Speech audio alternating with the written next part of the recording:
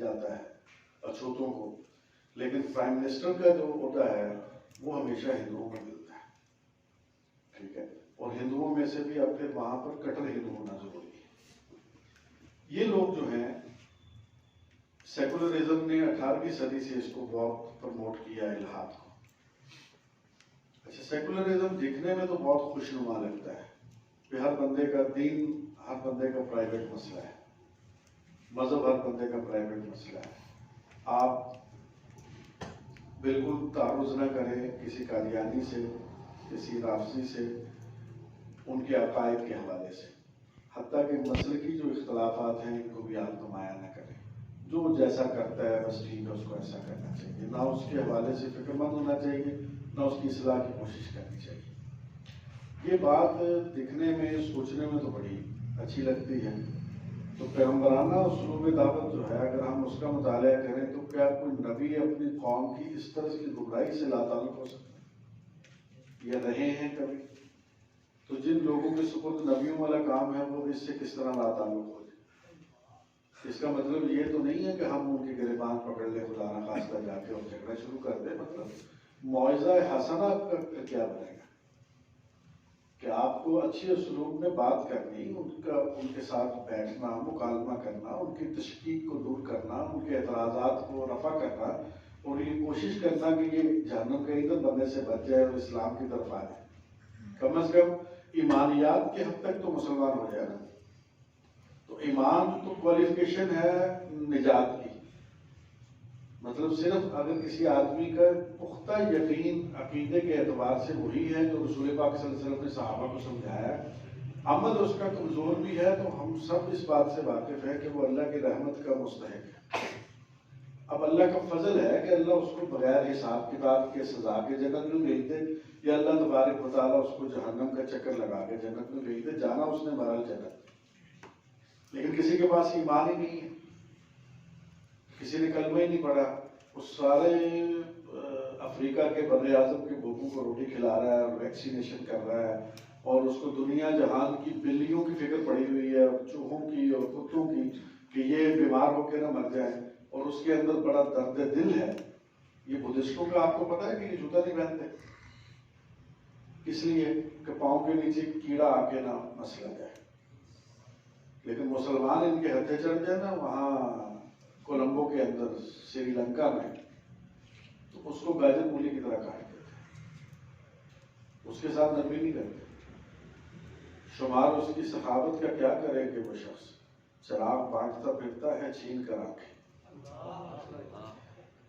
آپ کیا کریں گے؟ جوتا نہیں پہن رہے، پاؤں کے اندر کہ کیڑا نہ مسئلہ جائے۔ مسلمانوں کے ساتھ جو سلوک وہاں پر کیا ہے، اور دنیا کے دیگر ممالک میں، برما میں کیا کیا ہے اس کو آپ دیکھیں۔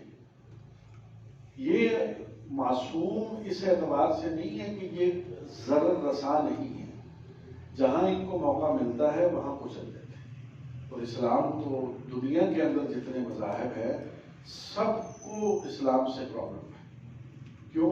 اسلام سب کی نفی کر کے اپنے آپ کو پیش کرتا ہے، اسلام کمپرومائز نہیں کرتا، اسلام نہیں نیگوسیشن کرتا ہے اس بات پر کہ کچھ معذرت خواہانہ رویہ عقائد کے حوالے سے اختیار کیا گیا۔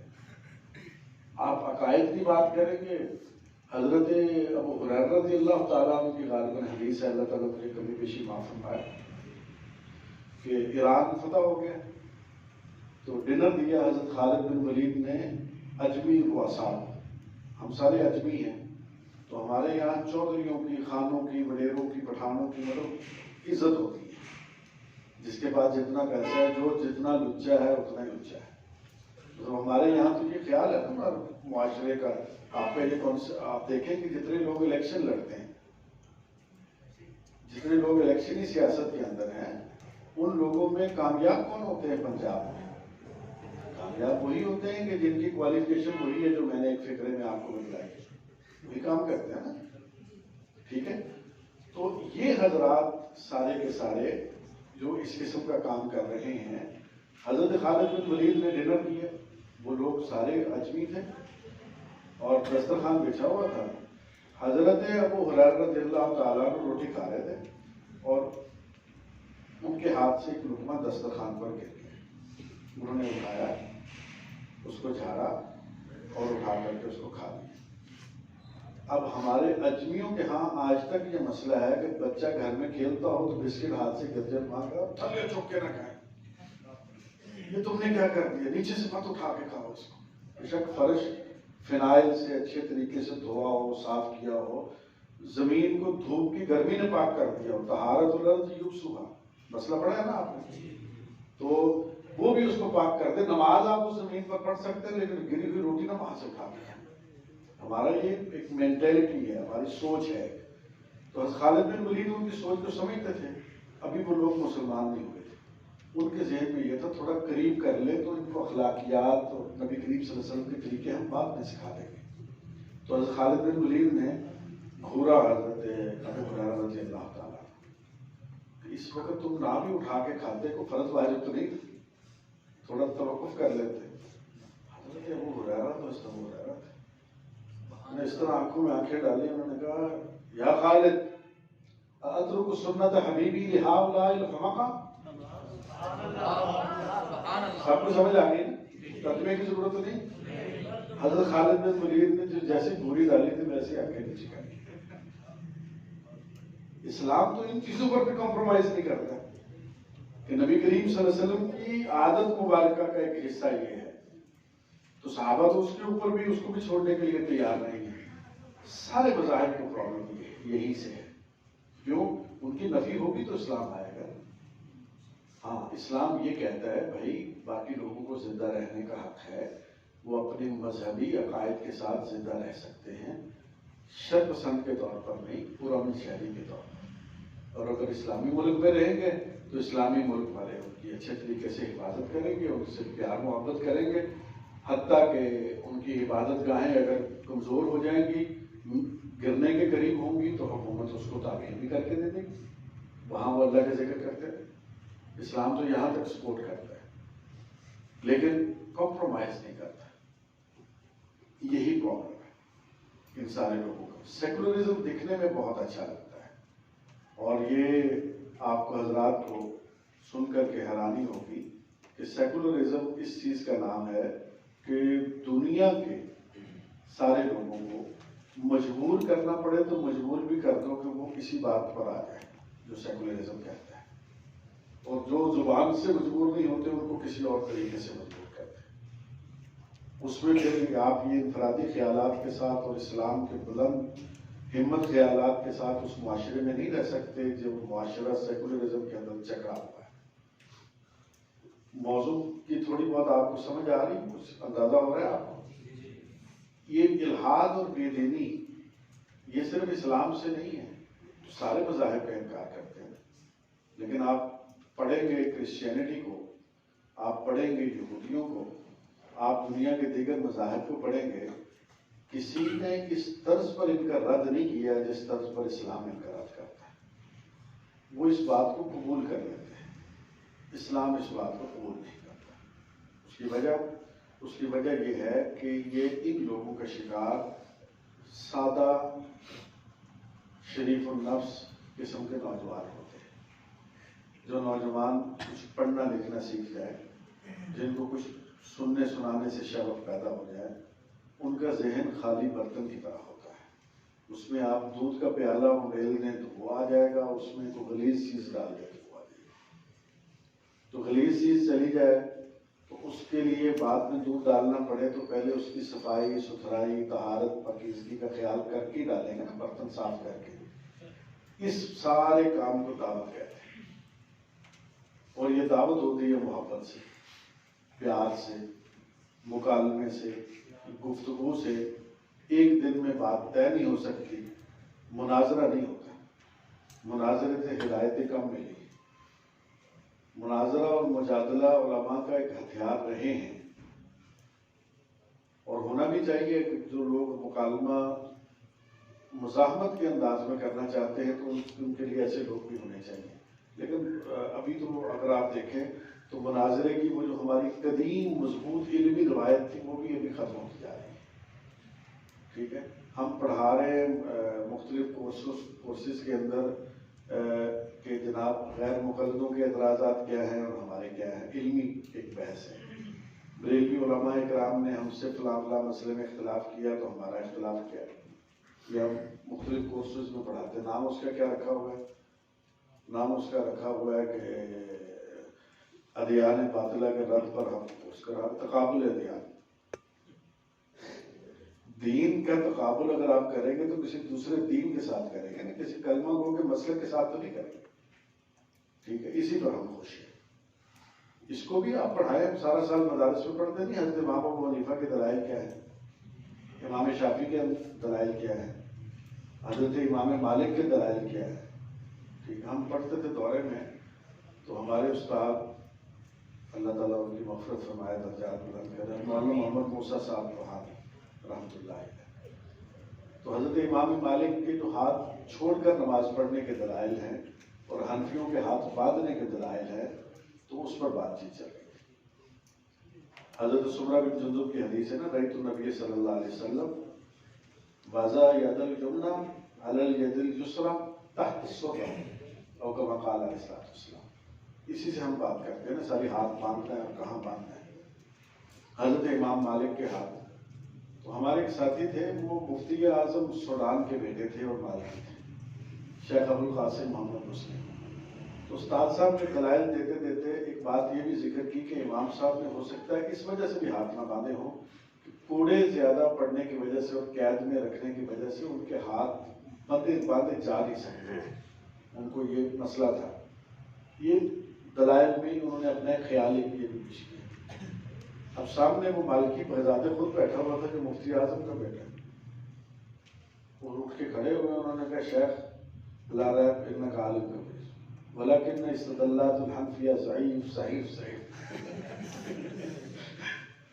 تو یہ مباحث تو ہمارے یہاں چلتی ہیں نا، امام بخاری میں کتنے مسائل میں آپ حضرات سے اختلاف، لیکن جب آپ حدیث قبول کرتے ہیں تو وہ پھر امیر المومنین فی الحدیث ہے، پھر ان کا رتبے اور مقام کا خیال کرنا پڑتا ہے۔ لیکن فقہی مسئلے کے اندر جو ان کا موقف ہے اس کو ہم تسلیم نہیں کرتے، ہم سمجھتے ہیں کہ امام ابو حنیفہ کا موقف کہتا ہے۔ اسی طریقے کے ساتھ جب آپ گفتگو کریں گے ان لوگوں کے ساتھ، مکالمہ کریں گے، تو پہلے آپ کو اپنے دین کے علم کی اور ان کی جہالت کی پوری خبر ہونی چاہیے۔ حضرت عمر رضی اللہ تعالیٰ نے کیا ارشاد فرمایا تھا کہ اس شخص کو اسلام کی تبلیغ کا کوئی حق حاصل نہیں ہے جو شخص جاہلیت کی حقیقت سے واقف نہ ہو۔ کیوں؟ ایسا شخص جب دین کی بات کرے گا تو اسلام کی کڑیاں بکھیر دے گا۔ جن لوگوں کو ان مباحث کا شوق ہے وہ سب سے پہلے جہالت کے بارے میں بھی تو جانے نا کہ جہالت ہے کیا اور جاہلیت کیا چیز ہے، اور ان لوگوں کی گمراہی کس وجہ سے ہوئی ہے، اور پھر ان کی ذہن کی سطح کیا ہے۔ حدیث کیا آئی ہے؟ انزل الناس علی منازل۔ ہم نے سمجھا کہ اس کا صرف مطلب یہ ہے کہ بڑا آدمی آ جائے تو اس کو صوفے پر بٹھانا چاہیے، اور مولوی صاحب آ جائیں تو وہ نیچے بھی بیٹھ جائیں گے تو خیر۔ ہم نے تو عام طور پر ہمارے یہاں جس طرح ہم سمجھتے ہیں نا، مومن ایک سوراخ سے 2 دفعہ نہیں ڈسا جاتا، باقاعدہ کوئی سوراخ ہوتا ہے جس میں دوسری دفعہ انگلی کرنی ہے اور وہاں سے پھر کسی بچھو نے کاٹنا ہے۔ حدیث تو اس طرح نہیں، حدیث تو وسیع المفہوم، ان لوگوں کی جو ذہن کی سطح ہے اس سطح کے مطابق ان سے گفتگو کرو۔ آپ ایک ڈاکٹر کو سمجھائیں گے تو اس کو مثالیں آپ کو دینی پڑے گی میڈیکل سائنس کی۔ کسی فزکس والے کو آپ سمجھائیں گے تو کوانٹم فزکس بھی اس کو سمجھانی پڑے گی، اس کو فزکس کا دوسرا درجہ بھی بتانا پڑے گا۔ اس کی ذہنی سطح تو تب ہوگی نا۔ آپ مدرسے کے پڑھے ہوئے ہیں تو میں ساری گفتگو آپ حضرات کے ساتھ اس زبان میں کر کے چلا جاؤں جس سے آپ آشنا نہیں ہیں، تو آپ کیا سمجھیں گے اس چیز کو؟ اللہ کے نبی صلی اللہ علیہ وسلم نے فرمایا کہ ذہنی سطح کے مطابق گفتگو کرو، لوگوں کو اس طرح ڈیل کرو جس طرح وہ ہیں۔ تو اللہ کے نبی صلی اللہ علیہ وسلم سے مکالمے کے لیے، سوالات کے لیے، گفتگو کے لیے نجران کے عیسائیوں کا وفد آیا نا، تو آپ صلی اللہ علیہ وسلم کا کیا طرز عمل تھا ان کے ساتھ؟ سورہ آل عمران آپ نے پڑھی ہے، اس کے ابتدائی مباحث آپ نے پڑھے ہیں، ساری چیزیں اللہ کے حکم کے ساتھ پورے طریقے سے کھول کر بیان کر دینے کے بعد کہ جب ان کو لاجواب ہو گئے پھر وہ آ گئے مباہلے کے اوپر، ٹھیک ہے۔ اور مباہلے کی بات ہو تو گئی، لیکن وہ بات پھر وہ لوگ اس بات کو دل سے قبول کرنے کے لیے تیار نہیں تھے۔ کیوں؟ ان کے بڑوں نے کہا کہ سچا آدمی ہے، چیلنج قبول کر کے رنگ میں نہ چلے جانا ورنہ مارے جاؤ گے، یہی اللہ کا عذاب ہے۔ تو نہیں ہوا نا مبالغہ پھر اس بات پر۔ اس پورے پروسیس کے اندر کہیں آپ کو بد کلامی نظر آ رہی، کہیں ان کے گمراہ ہونے کی اور جاہلیت پر ہونے کی اور مشرک ہونے کی جو ان کی غلطیاں تھیں اس کو درست اور سخت انداز کے اندر اس کا رد کرنے کی کہیں روایت آپ کو ملتی ہے تو ہمیں بھی اللہ کے نبی صلی اللہ علیہ وسلم نے حکمت سے محبت سے ان لوگوں کو قریب کیا، ان کے ساتھ کھانا کھایا، مسجد میں ان کو ٹھہرایا، 1-2 دن نہیں کئی ہفتے، ٹھیک ہے، تاکہ یہ لوگ یہاں سے جائیں، بھلے ہی اپنے غلط دین پر رہیں لیکن مسلمانوں کے بارے میں سوچ تو تبدیل ہونا کہ ہم کوئی مطلب اس قسم کے لوگ نہیں ہیں کہ آنے والوں کی عزت نہ کر سکیں۔ ہمارے یہاں مسئلہ کیا ہے، ہم جب بے دین طبقے سے بات کرتے ہیں تو سب سے پہلے تو ہم یہ سمجھتے ہیں کہ مکے کے پکے معاہد ہم ہیں اور باقی ساری دنیا بدو ہے اور چاہے، یہ غلط فہمی ہم گھیر لیتی۔ اس کی وجہ سے دوسری بات یہ کہ تیسرے سے چوتھے جملے میں ہم ریش ہو جاتے ہیں اور فوراً گرم ہو جاتے ہیں اور ہم مناظرہ شروع کر دیتے ہیں، ٹھیک ہے، اپنا علم بھی نہ پختہ ہوتا ہے اور اگلے آدمی کو اپنے طرز عمل سے اس کی جہالت پر مضبوط کر دیا۔ بزرگوں نے کس طرح کام کیا، ایک مثال اس کی آپ اس طرح، شاعر تھے عبدالحمید ادم، عبدالحمید ادم ایک شاعر تھے، بڑا نام ہے ان کا، مسکرا کر خطاب کرتے ہو عادتیں کیوں خراب کرتے ہو، عبدالحمید ادم حضرت امیر شریعت رحمۃ اللہ علیہ سے ملنے کے لیے ان کے گھر میں تشریف لائے جو قاسم العلوم کے پیچھے، جہاں معاویہ شاہ صاحب موجود تھے، وہاں تشریف لائے تو جہاں سے اٹھ کے آئے تھے وہاں شراب پی کے آئے تھے، اور شراب کے بھبکے ان کے منہ سے اٹھ رہے تھے۔ شاہ جی سے ان کا تعلق پاکستان کی تشکیل سے پہلے کا تھا، شاہ جی ادب کے شاعری کے دل دادا تھے، بلکہ شاہ سوار تھے۔ اس زمانے کا کوئی بڑا ادیب ایسا نہیں جس نے یہاں آ کے داد نہ حاصل کی، لوگ اس لیے آتے تھے کہ کام اپنا سنائیں اور شاہ صاحب سے داد سے بیٹھے، مطلب ہمیں یہ بھی تحسین کہ ڈونگرے ہم پر برسائیں، وہ اس خیال سے آئے۔ شاہ جی نے ان کو بٹھایا، چائے ان کے لیے خود بنائی اور خود اس پیالی کے اندر پی جس میں اس شرابی نے اس سے پہلے پی تھی، ٹھیک ہے، اور اسی پیالی کے اندر چائے بنا کر اپنے لیے پی۔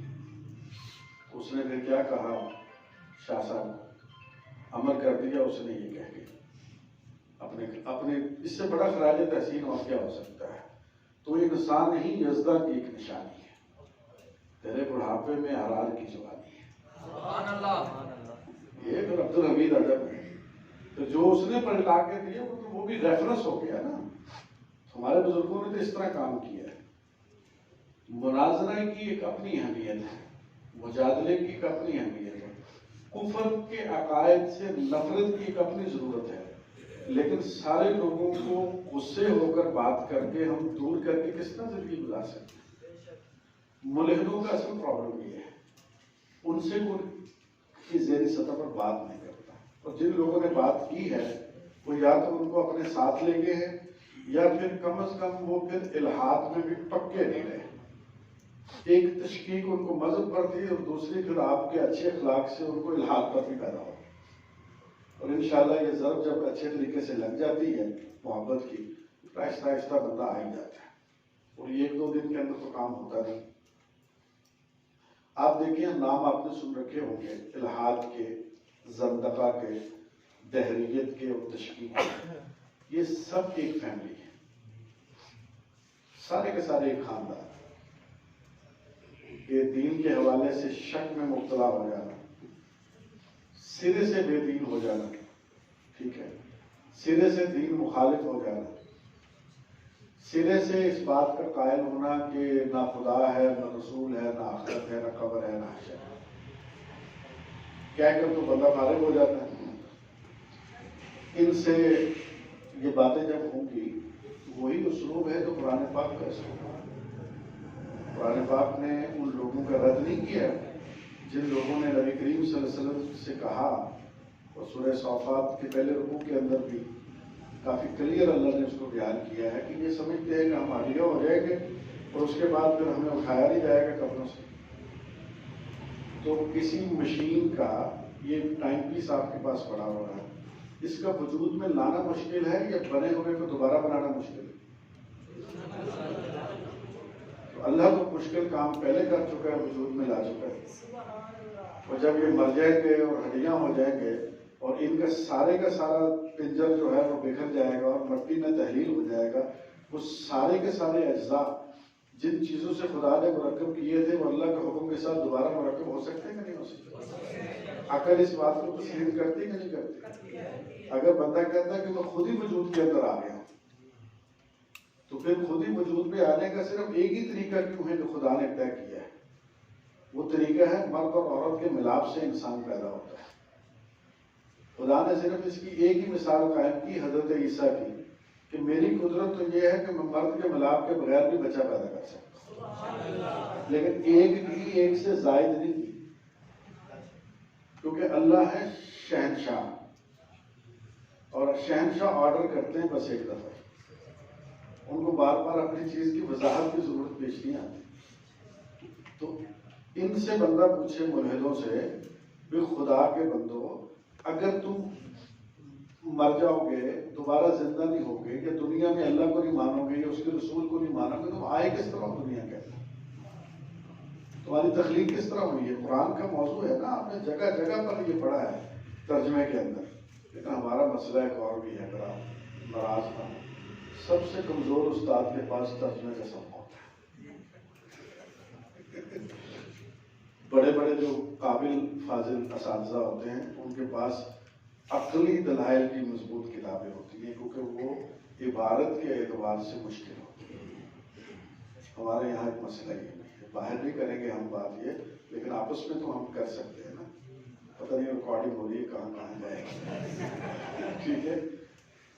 دیکھیں قرآن پاک میں یہ چیزیں بیان ہوئی، اللہ نے انسان کی تخلیق کو موضوع بنایا، اس کا پروسیس بتایا کہ کس طرح پیدا ہوتا ہے، کن کن مراحل سے گزرتا ہے، ٹھیک ہے؟ اسی سے پھر سائنس نے چیزیں نکالی نا، یہ آپ کا جو تھم امپریشن ہے یہ خدا کی تخلیق ہے نا، اور اس سے بھی زبردست کیا ہے، آپ کی پتلی کا، آنکھ کی پتلی کا اسکین، جتنے بھی سیکیورٹی کے ادارے ہیں ان میں آئی ویژن کے ساتھ آپ انٹری کر سکتے ہیں، اندر تھم امپریشن کے ساتھ نہیں کر سکتے کیونکہ یہ زیادہ مضبوط ہے اس سے۔ یہ کس نے کیا ہے؟ نادرا کے پاس 22 کروڑ لوگوں کا ڈیٹا ہے پاکستان میں، تو آپ کا اور میرا ڈیٹا تو نادرا پہ میچ نہیں کر رہا۔ آپ کا بایو میٹرک ہوا ہے، میرا بھی ہوا ہے، کبھی سنا ہے آپ نے کہ 2 بندوں کا ایک ہی بایو میٹرک نکلا ہے؟ یہ تو آپ نے سنا ہوگا کہ یہ نشانات مٹ گئے ہیں، ذوف سے، بیماری سے، کمزوری سے، یہ تو نہیں آپ نے سنا ہوگا کہ مطلب کسی کے میچ کر کے، اور آپ کی پتلی تو بالکل میچ نہیں کرتی۔ اگر اس میں کوئی چانسز ہیں بھی کوئی تھوڑے سے مائنر سے یا عقلی اعتبار سے بھی آپ پیدا کر لیں تو آپ کی پتلی میں تو نہیں۔ تو یہ پھر انسان کی تخلیق کا ایک ہی طریقہ کیوں ہے کہ مرد اور عورت کی شادی ہوتی ہے یا وہ زنا کا تعلق قائم کرتے ہیں، تو وہ جانوروں کا بھی یہی ہے کہ وہ بھی اس قسم کا تعلق قائم کرتے ہیں، تو تخلیق کا پروسیس آگے بڑھتا ہے۔ تو اگر یہ خود بخود ہو گیا تو اس کے تو پھر ڈفرینٹ طریقے ہونے چاہیے۔ پھول سے بھی بچہ پیدا ہو جاتا ہے، کلی سے بچی پیدا ہو جاتی ہے، ٹھیک ہے؟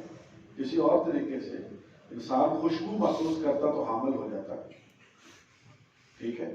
روح اس کے اندر کسی اور طریقے سے داخل ہو جاتی ہے، کوئی ایسا ہے تو نہیں طریقہ۔ جب اس کی ابتدا پر تم متفق ہو تو اللہ کے بندوں انتہا بھی اسی نے طے کی ہے جس نے ابتدا طے کی ہے، اسی کی بات ماننی پڑے گی۔ اس نے بتلایا ہے نا، اس کی بنائی ہوئی چیزیں ہیں، اور قرآن پاک تو بھرا ہوا ہے۔ قرآن پاک میں عقل والے لوگوں کو 3 لفظوں سے مخاطب کیا گیا ہے، اور سب سے اونچا درجہ کیا ہے؟ اولو الالباب۔ عقل کا سب سے اونچا مطلب برگزیدہ اور متبرک درجہ لب کا ہے، ٹھیک ہے؟ اور یہ وہ لوگ ہوتے ہیں جن کے پاس علم ہوتا ہے، اور یہ ہمارے علماء، ہمارے صلحاء، ہمارے عارفین، جو لوگ اس کام سے جڑے ہوئے ہیں، ان کا کیوں؟ ان کے پاس علم کا وہ حصہ ہے جو دنیا بھر کے علوم کا سردار ہے، اور پھر اس کا بھی مکھن ان کے پاس ہے، بٹر ہے ان کے پاس اس کا۔ بھینس کے دودھ سے کتنی چیزیں تخلیق ہوتی ہیں، اور سب سے قیمتی چیز کیا ہے؟ مکھن، ملائی، مکھن، یہی چیزیں ہیں سب، چکنائی جو سب سے عمدہ چیز ہے۔ تو یہ قرآن ہے اور حدیث ہے۔ اس کو آپ اس اینگل سے، اللہ تعالیٰ نے موضوع بنایا تخلیق کا، کائنات کی تخلیق کا، ٹھیک ہے؟ کانتا رتقا ففتقناہما، زمین اور آسمان باہم ملے ہوئے تھے، پھر ایک زوردار دھماکے سے ہم نے ان کو الگ کر دیا۔ زوردار دھماکے کا قرآن میں ذکر نہیں، مطلب ان کو ہم نے الگ کر دیا۔ تو سائنس کیا کہہ رہی ہے آپ؟ وہ بھی تو کہہ رہی ہے کہ دھماکہ ہوا اور اس سے پھر یہ سیارے ایک مدار میں تیرنے لگے، اور زمین اور سورج ان کا مرکز قرار پایا، اور سارے سیارے زمین سمیت اس کے گرد گردش کر رہے، اور سورج ساکن ہے اور زمین اور یہ سارے سیارے متحرک ہیں۔ لیکن قرآن کہہ رہا ہے وَالشَّمْسُ تَجْرِی لِمُسْتَقَرٍّ لَہَا، سورج بھی کسی کی گرد گردش کر رہا ہے۔ سائنس آج تک اس کو دریافت نہیں کر سکی۔ کیوں؟ سائنس کا علم نہ حتمی ہے نہ عقیدہ ہے۔ عقیدہ وہی ہے جو قرآن میں بیان ہو گیا، سائنس ہے انکشافات کا نام، چیزوں کے پتہ چل جانے کا نام۔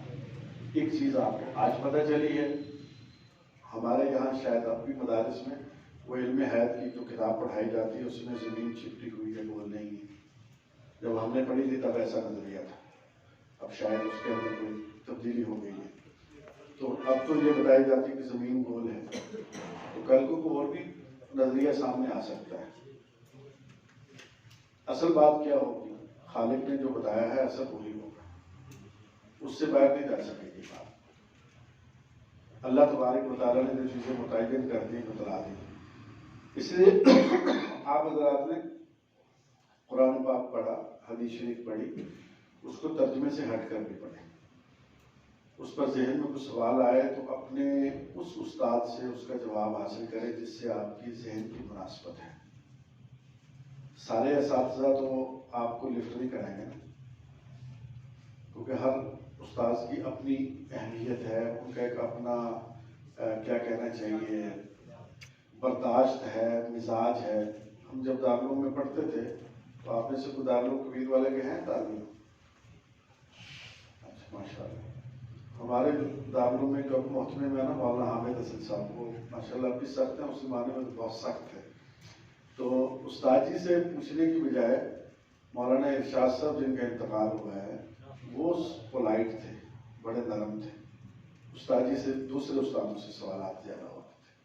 ہمارے ایک استاد سے سید مشتاق شاہ صاحب، اللہ ان کی ماڑا جگہ ہے مظفر گڑھ میں، وہاں کے رہنے والے تھے، بہت مطلب لغت کے معنی ہوئے۔ وہ ایک جگہ پر آپ نے تو یہی پڑھا ہے نا کہ لا نفی کے لیے آتا ہے، مجھے اب یاد نہیں، ایک شعر ہم پڑھ رہے تھے تو اس میں نفی کے معنی میں لا نہیں تھا۔ میں نے ان سے پوچھا، میں نے کہا سر یہ کیا ہے؟ کہہ رہے ہیں کہ لا ہی یا نکرا۔ ہم کہتے تھے نا یہ ہے نا، فلانی چیز ہے نا، وہ نفی نہیں ہوتی، نکرا کے لیے آتی ہے۔ یہ استاد صاحب پہ کمال تھا کہ مجھے ان چیزوں کا نظر تھی۔ خیر، جس استاد سے آپ کی مناسبت ہے، جس کو آپ سمجھتے ہیں کہ وہ آپ کے سوال کا حق ادا کر سکتے ہیں، ان سے آپ بتائیں، ان سے سوال کریں، اور صرف نصاب کی حد تک نہ رہیں، اس کے اندر پورے طریقے سے مہارت حاصل کرنے کی کوشش کریں۔ اور مہارت حاصل کرنے کے لیے پھر آپ کو ضرورت پڑے گی کہ آپ ارد گرد بھی دیکھیں۔ ارد گرد سے مراد یہ نہیں ہے کہ آپ اپنی مخالف فکروں کو، اس کو تو آپ ایک وقت میں آگے پڑھیں گے، سمجھیں گے اگر آپ کو دعوت کا کام کرنا ہے۔ آپ اس کو دیکھیں گے کہ جناب ہمارے بزرگوں نے یہ کام کس طرح کیا ہے، اور ہمارے بزرگوں نے تفسیر اردو زبان کے اندر پہلی کب لکھی گئی ہے، اب تک کتنی لکھی گئی ہیں، ہمارے اکابر نے کتنی لکھی ہے، اور اس آیت کی تشریح کے اندر ہمارے اکابر کی رائے کیا رہی ہے، اور کس رائے پر اجماع ہے، کس کو سب نے قبول کیا ہے۔ اکیلے مفتی شفیع صاحب کی معرف القرآن پڑھنے سے تو مسئلہ حل نہیں ہوگا، مولانا ادریس کاظمی صاحب کو بھی آپ کو پڑھنا پڑے گا، کو بھی دیکھنا پڑے گا کہ حضرت نے کیا فرمایا. پھر ترجمے کو جب آپ دیکھیں گے تو سب سے پہلے شاہ رفیع الدین کو دیکھنا پڑے گا, شاہ عبد القادر کو سب سے پہلا اردو کا ترجمہ ان کا ہے, بنیاد وہی ہے جس نے بھی بعد میں ترجمے کی. جو ٹاپک ہے اس ٹاپک کے اہم ترین لوگوں سے رابطے میں رہنا, ان سے سوالات کرنا, ان سے گفتگو کرنا, ان سے مکالمہ کرنا. بعض اوقات پوری کتاب کا مطالعہ وہ فائدہ نہیں دیتا جو استاذ کی 5 منٹ کی گفتگو آپ کو فائدہ دے گی. کانسیپٹ کلیئر ہو جاتے ہیں, ذہن کھل جاتا ہے, پتہ چل جاتا ہے. اور آپ اتنے کمزور تو ہیں نہیں کہ 10 منٹ کسی دوسری طرز کے آدمی کے پاس بیٹھے ہیں تو پھر آپ کا ایمان اور عقیدہ بہہ جائے. اگر اتنا ہی کمزور ہے تو پھر ایسے کمزور ایمان اور عقیدے کی ضرورت نہیں. آپ کا اپنا قلعہ مضبوط ہونا چاہیے, آپ کی اپنی اٹھان اور اپنی بنیاد آپ کی مضبوط ہونی چاہیے. عقائد کے حوالے سے جو کانسیپٹ ہیں وہ ہمارے کلیئر ہونے چاہیے, ہمیں پتہ ہونا چاہیے. ہاں, اس کے بعد پھر آپ کو مکس ماحول میں کام کرنا ہے. وہاں آپ کے مسلمان بھائی ہیں جو مختلف مسالک پر عمل پیرا ہے سوسائٹی کے اندر. آپ کے مسلمان بھائی ہیں جو آپ ہی کے فقہ حنفی کے کٹر دیوبندی خیالات کے ہوں گے, لیکن ان میں پھر آگے تقسیم ہے. ان میں کسی کو جہاد اچھا لگتا ہے, کسی کو تبلیغ اچھی لگتی ہے, کسی کو مدارس اچھے لگتے ہیں, کسی کو کوئی تحریکی طرز اچھا لگتا ہے, کوئی جمعیت علماء اسلام کے طرز سیاست سے متاثر ہے, کوئی اس کا ناقد اور مخالف ہے. ٹھیک ہے, یہ سارے لوگ ہوں گے. تو آپ تو کھڑے مسلح پر نماز پڑھا رہے ہیں, تو محلے کے سارے لوگوں کو ساتھ جوڑ کے رکھنا ہے کہ پارٹی بنا لینا. ہمارے ایک ساتھی گئے نا اسپین میں, خطیب امام مقرر ہو کر کے گئے, مولانا فضل علیم صاحب نے ان کو بھیجا تھا. وہ خیر سے تیسرے ہفتے واپس آ گئے. تو وہاں انہوں نے میڈرڈ کے اندر, اسپین کا شہر ہے, وہاں جمعے کے خطبے میں خیر سے آغاز ہی یہاں سے کیا کہ عورت اور مرد کی جدائی کا جو پروسیس قرآن میں بیان کیا ہے کہ بستر الگ کر لو, اس طرح کر لو, اس طرح کر لو. پھر یہ کہ پھر کچھ نہیں سمجھتے تو تھوڑا بہت زجر و توبیخ کے انداز میں مار پیٹ بھی کر لو. وہ تو وہاں مظاہرے ہو گئے. انہوں نے کہا ان کو تو 800 سال پہلے یہاں سے نکالا تھا, یہ پھر آگے عورتوں کی گھنٹیاں لگانے. فوراً ٹکٹ کروائی اور مولوی صاحب کو رپورٹ کر دی. استاد جی کی ڈائری میں مرتب کرتا تھا, میں وہاں بیٹھا ہوا تھا. وہ آگے استاد جی کہنے لگے میں نے تو اسپین بھیجا. انہوں نے اپنی رودات سنائی. انہوں نے کہا میں تو اب پھر تمہیں کسی یہاں بھی کسی محلے میں بھیجنے کا روادار نہیں. حکمت ہے, آپ سب سے ممتاز ہیں. آپ آگے کھڑے, مسلح پر کھڑے, آپ کی ذمہ داری زیادہ ہے. آپ کا ظرف اور آپ کا دل وسیع ہونا چاہیے. وہ تب ہوگا آپ کا علم مضبوط ہوگا. آپ کو پتا ہو کہ آپ کے بات اصل میں محنت سے, دعوت سے کیا لوگوں کے دل میں راسخ کر رہی ہے. ہوگی تو وہی جو آپ کے ذہن اور دماغ میں کانسیپٹ تو وہی ہوگا نا جو آپ نے کلیئر کیا ہوگا اپنے اساتذہ سے, اپنے علم سے. تو جب آپ نے وہ سارا کانسیپٹ کلیئر کیا ہوا ہے, وہ کانسیپٹ لوگوں کو سمجھانے کے لیے آپ کے پاس کلیئر ہونا ضروری ہے. اس کے بعد ہی آپ لوگوں کو سمجھائیں گے. تو آپ کے پاس ایک ڈاکٹر صاحب نماز پڑھتے ہیں, وہ بریلوی فکر کے ہیں, وہ اہل حدیث فکر کے ہیں. آپ کا مسلک اور ان کا مسلک نہیں ملتا. آپ کے بزرگ اور ان کے بزرگ مختلف ہیں. آپ کے بزرگ بہت اچھے ہیں, لیکن وہ کہتے ہیں میرے بھی بہت اچھے ہیں. اچھا, ہم وہاں اس کے ساتھ ڈفر پیدا نہیں کریں گے, وہاں جھگڑا پیدا نہیں کریں گے. کیوں؟ ہم دیکھتے ہیں کہ عملی زندگی کے اندر مولانا فضل الرحمان صاحب کے ساتھ ہم دیکھتے ہیں کہ شاہ احمد نورانی صاحب بھی کھڑے, ساجد میر صاحب بھی کھڑے. یہ ہمارے بزرگ کسی ایک مسئلے پر اگر اوپر جا کے اکٹھے ہو جاتے تو تھوڑا سا نیچے ہم بھی اکٹھے ہو جاتے. اور اگر آپ کا طرز عمل مثبت رہا, آپ کا اخلاق اچھا رہا, وہ بندہ اپنی بات پر رہ نہیں سکے گا. کیوں؟ آپ جس بات پر ہیں وہ سب سے زیادہ مضبوط ہے. آپ جس سوچ پر ہیں وہ سب سے زیادہ مضبوط ہے. آپ کے دلائل سب سے زیادہ اچھے ہیں. بس ان کو پیش کرنے کا انداز آنا چاہیے, ان کو سمجھانے کا, قریب کرنے کا انداز آنا چاہیے. ہاں, اپنے آپ کو کوئی اوتار بھی نہ سمجھیں, تو مقدس شخصیت خود کو ہی نہ سمجھنا شروع کر دیں مسلح پر کھڑے ہو کر کے کہ سارے لوگ آپ کو پیر و مرشد کے طور پر قبول کر لیں. ایسا اعزاز تو انسانوں نے نبیوں کو نہیں بخشا. آپ کو کس طرح دے سکتے ہیں؟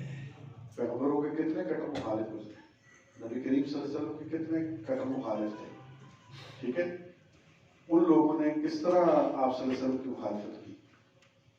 رسول پاک صلی اللہ علیہ وسلم نے جن سے لڑائی کی ضرورت تھی ان سے لڑائی کی، جن کی ٹھکائی کی ضرورت تھی ان کی ٹھکائی کی، اور جن کو قریب کر کے سمجھانے بجھانے بتانے کی ضرورت تھی ان کے لیے صبر کا مظاہرہ کیا. حضرت صفوان بن امیہ رضی اللہ تعالیٰ، نام سنا آپ؟ نبی کریم صلی اللہ علیہ وسلم فتح مکہ پر جب گئے تو آپ صلی اللہ علیہ وسلم کے ڈر سے کٹر مخالفین میں تھے، اور وہ اس کی فتح مکہ کے لشکر کے مقابلے میں بھی لشکر کشی کی منصوبہ بندی کرتے رہے تھے، اور بدر کی لڑائی میں سواریاں کرائے پر انہوں نے دی تھی.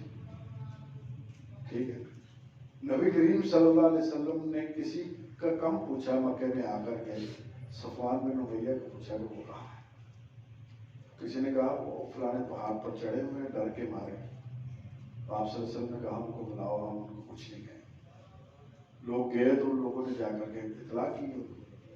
حضرت صفوان بن امیہ نے کہا کہ کوئی نشانی جب تک دل مطمئن کرنے والی ہو نہ ہو تو میں نہیں آؤں گا نیچے. ٹھیک ہے، آپ صلی اللہ علیہ وسلم نے پوری زندگی کسی کے لیے اپنی پگڑی نہیں اتاری. پیغمبر کی پگڑی تو پھر دنیا کی سب سے متبرک ترین چیزوں میں سے ہے. آپ صلی اللہ علیہ وسلم نے حضرت صفوان بن امیہ کے لیے اپنی پگڑی اتار کر، صحابہ نے جا کر کے کہا کہ یہ امان کی گارنٹی ہے، یہ چیز گارنٹی ہے اس بات کی کہ تمہیں امان حاصل ہے. وہ آ گئے. رسول پاک صلی اللہ علیہ وسلم نے ان سے گفتگو کی، مکالمہ کیا، ان سے کہا کہ اب بھی تیرا دل سینہ نہیں کھلا اس بات پر کہ بڑے بڑے لوگ مسلمان ہو گئے تو بھی کلمہ پڑھ لیں. دین کی، اللہ کے نبی نے جو دین کی حقانیت جس جامع معنی انداز میں ان کے سامنے پیش کی ہوگی وہ ہم اس کا تصور بھی نہیں کر سکتے. دل میں اترنے والی باتیں کی. انہوں نے کہا کہ میں نے تو کبھی اس پر سنجیدگی سے غور ہی نہیں کیا کہ آپ پیغمبر ہیں یا نہیں.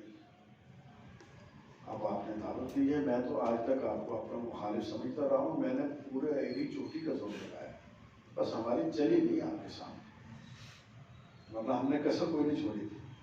اب آپ نے یہ بات کی ہے اور ہمارے لیے مخالفت کے دروازے تقریباً بند ہو چکے ہیں، کیونکہ آپ کا اقتدار آ چکا ہے، آپ کو اللہ نے عزت بخش دی ہے.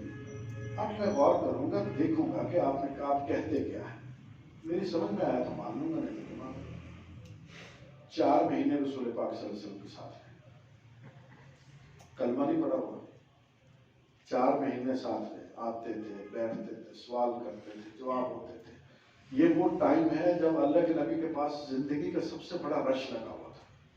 فوج در فوج لوگ مسلمان ہو رہے تھے، قبیلوں کے قبیلے، ٹبروں کے ٹبر، ملکوں کے ملک آ کر کے مسلمان ہو رہے تھے. سورہ نصر پڑھی نا آپ، اس میں فوج در فوج داخل ہونے کا جو ذکر ہے وہ یہی زمانہ ہے. بیٹھے تھے، بحرین کا مال آیا کہیں سے، فتح ہو گئی، وہاں سے مال آیا. اللہ کے نبی صلی اللہ علیہ وسلم صحابہ میں اس کی تقسیم فرما رہے تھے. تو آپ صلی اللہ علیہ وسلم نے حضرت صفوان بن امیہ سے پوچھا، صفوان تجھے بھی چاہیے؟ تو صفوان بن امیہ کہنے لگے تھے یا رسول اللہ پیسے کس کو نہیں چاہیے. ٹھیک ہے، انہوں نے کہا پیسے کس کو نہیں چاہیے. تو اللہ کے نبی سے اچھا، ان کی آخری بات یہ ذہن میں اٹکی ہوئی تھی کہ اللہ کے نبی کی دنیا کے ساتھ کیا تعلق دار ہے، دنیا کے مال کی آپ کی زندگی میں کیا حیثیت ہے. باقی کانسیپٹ ان کے کلیئر ہو گئے. تو وہ آخری یہی مرحلہ تھا. وہ یہاں اٹکے ہوئے تھے اور رسول پاک صلی اللہ علیہ وسلم وحی کے علم کی بنیاد پر ان کا آخری شک اس طرح دور کر رہے تھے جس طرح وہ چاہتے تھے. تو اللہ کے نبی نے ایک لفظ پڑھا اس طرح ڈال دیا، دوسرا پڑھا اس طرح ڈال دیا، تیسرا. انہوں نے کہا دیکھا، انہوں نے کہا کہ یہ شخص جو پیسے دے رہا ہے یہ تو اس طرح لگ رہا ہے جس طرح وہ بوجھ اتار رہا. اگر آپ کے پاس زکوٰۃ دینی ہے، آپ نے صدقہ دینا ہے تو آپ اس کو کس طرح ادا کرتے ہیں؟ فٹافٹ یار ادا ہو جائے، ٹائم پہ اس کو میں دے دوں اللہ کے راستے کے اندر. ٹھیک ہے، گھر میں کوئی بیماری آ جائے، کوئی پریشانی آ جائے، کہ ویسے ہی آپ صدقہ کرنا چاہیں تو کیا رویہ ہوتا ہے انسان کا، جلدی جلدی کرنے کا ہوتا ہے. تو اللہ کے نبی صلی اللہ علیہ وسلم کو دیکھا انہوں نے کہا ایسے لگ رہا ہے جیسے بوجھ اتار رہے ہیں. تو انہوں نے دیکھا ان کا کانسیپٹ کلیئر ہو گیا کہ پیسے سے آپ صلی اللہ علیہ وسلم کی کوئی رغبت نہیں. انہوں نے کہا ہی نہیں ادھر کا یا رسول اللہ صلی اللہ علیہ وسلم، آپ کے ہاتھ کدھر ہیں؟ اللہ کے نبی صلی اللہ علیہ وسلم اللہ کے نبی نے ہاتھ اس طرح کیا، انہوں نے ہاتھوں میں ہاتھ دے، ان کا اشہد ان لا الہ الا اللہ وحدہ لا شریک لہ اشہد ان محمدًا رسول اللہ۔ 4 مہینے کی وہ محنت جس نے ان کے شعور کو پختہ کر دیا دین کے حوالے سے۔ حضور پاک صلی اللہ علیہ وسلم نے فرمائی ویٹ کیا نا ان کا، یار آپ بھی ویٹ کر سکتے ہیں، اگر آپ سمجھتے ہیں کہ کوئی ایسا مسئلہ درپیش ہے تو آپ انتظار کر سکتے ہیں، آپ محبت کر سکتے ہیں، پیار کر سکتے ہیں لوگوں سے۔ ہاں بد عقیدہ آدمی ہے، کوئی ایسا آدمی کہ جس کا کلیئر کٹ غیر مسلم ہے، کوئی ایسا آدمی ہے، اس کے ساتھ بھی تو آپ کو کچھ ایسا کرنا چاہیے نا کہ اس کو کچھ کشش نظر آئے آپ کے مذہب میں۔ یا وہ عیسائی ہے تو پھر اس کا گلاس، ہمارے بچپن کے زمانے میں گھر کے میٹر کے باہر ایک باکس لگا ہوتا تھا، بجلی کا میٹر تب نئے نئے باہر لگائے نا، تو پھر لوگوں نے باکس لگا لی اس کو بارش وغیرہ سے جیسے، تو اس کے اوپر ایک گلاس پڑا ہوتا تھا، وہ اس بات کی نشانی تھا کہ یہ جمعدار کا گلاس ہے۔ پوری حدیث کا آپ مطالعہ کریں تو آپ کو کہیں نظر آتا ہے کہ صحابہ کے گھر کے باہر تاکچہ بنا ہو یا اللہ کے نبی کے گھر پڑا ہو، اس سے مسلمان پیے گا اور اس سے غیر مسلم پیے گا؟ کہیں آپ نے پڑھا ہے تو بتائیں؟ ان کو بھی تو پھر محبت سے پاس کیا جا سکتا ہے نا۔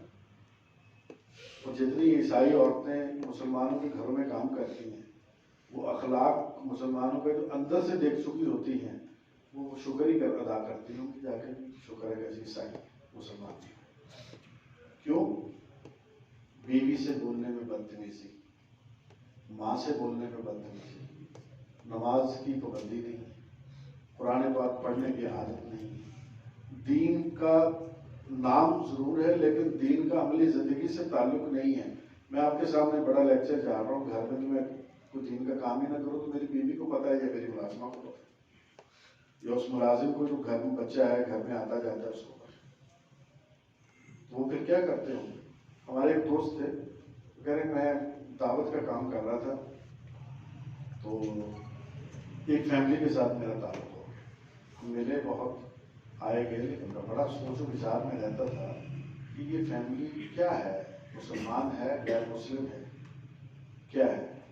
کسی نے میرے ذہن میں ڈالا کہ یہ قادیانی ہے، لیکن مجھے اور شوق ہوا کہ میں ان سے ملوں، ان سے پیار کروں، کسی اچھے طریقے سے ان کو مسلمان کروں۔ وہ کام ہی یہی کرتے تھے، کرتے کرتے جب ہم پہنچے ایک دن رات کو سوچتے سوچتے میں اس نتیجے پر پہنچا کہ جس قسم کی کمٹمنٹ سے فیملی کی، وعدہ خلافی یہ نہیں کرتے، جھوٹ یہ نہیں بولتے، جتنا ان کا برتاؤ ان کے ساتھ تھا۔ کہتے سوچ سوچ کر تہجد کے وقت میں اس نتیجے پر پہنچا کہ وہ نہ ہو یہ قادیانی ہوں گے، مسلمان نہیں ہو سکتے۔ کیوں؟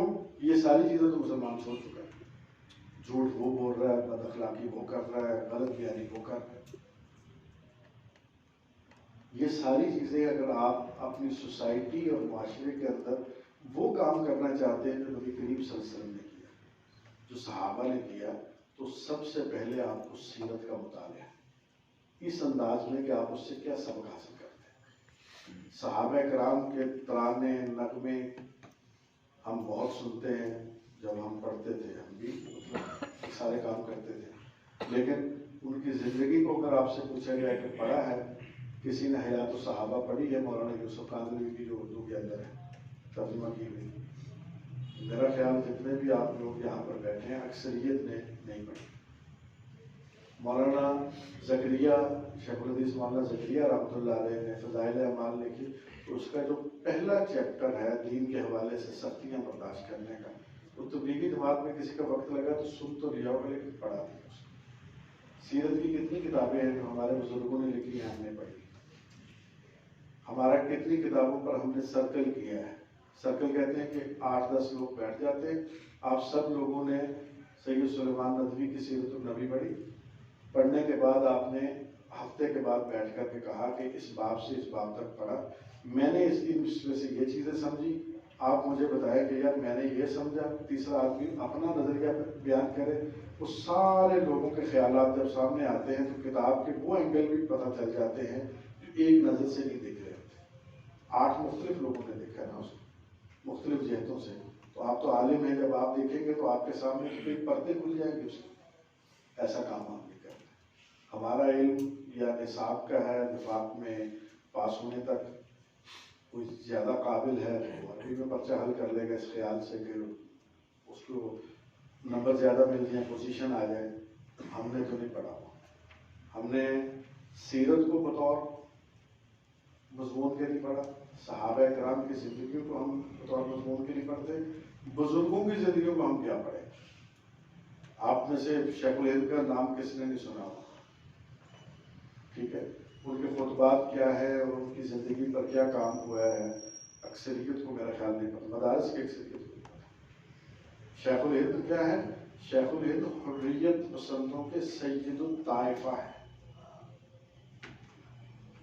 مطلب جتنے مجاہدین پیدا کیے نا دارالعلوم دیوبند نے، ان مجاہدین کا پیر دادا پیر تو قاسم نانوتوی ہے، مولانا بشیر گوئی ہے، حاجی عبداللہ والد، لیکن اس مسند کا پہلا جانشین جو ہے سجادہ نشین وہ حضرت شیخ الہند مولانا محمود حسن ہے، جن کے شاگردوں میں حضرت مولانا سید حسین احمد مدنی کا نام نامی ہے.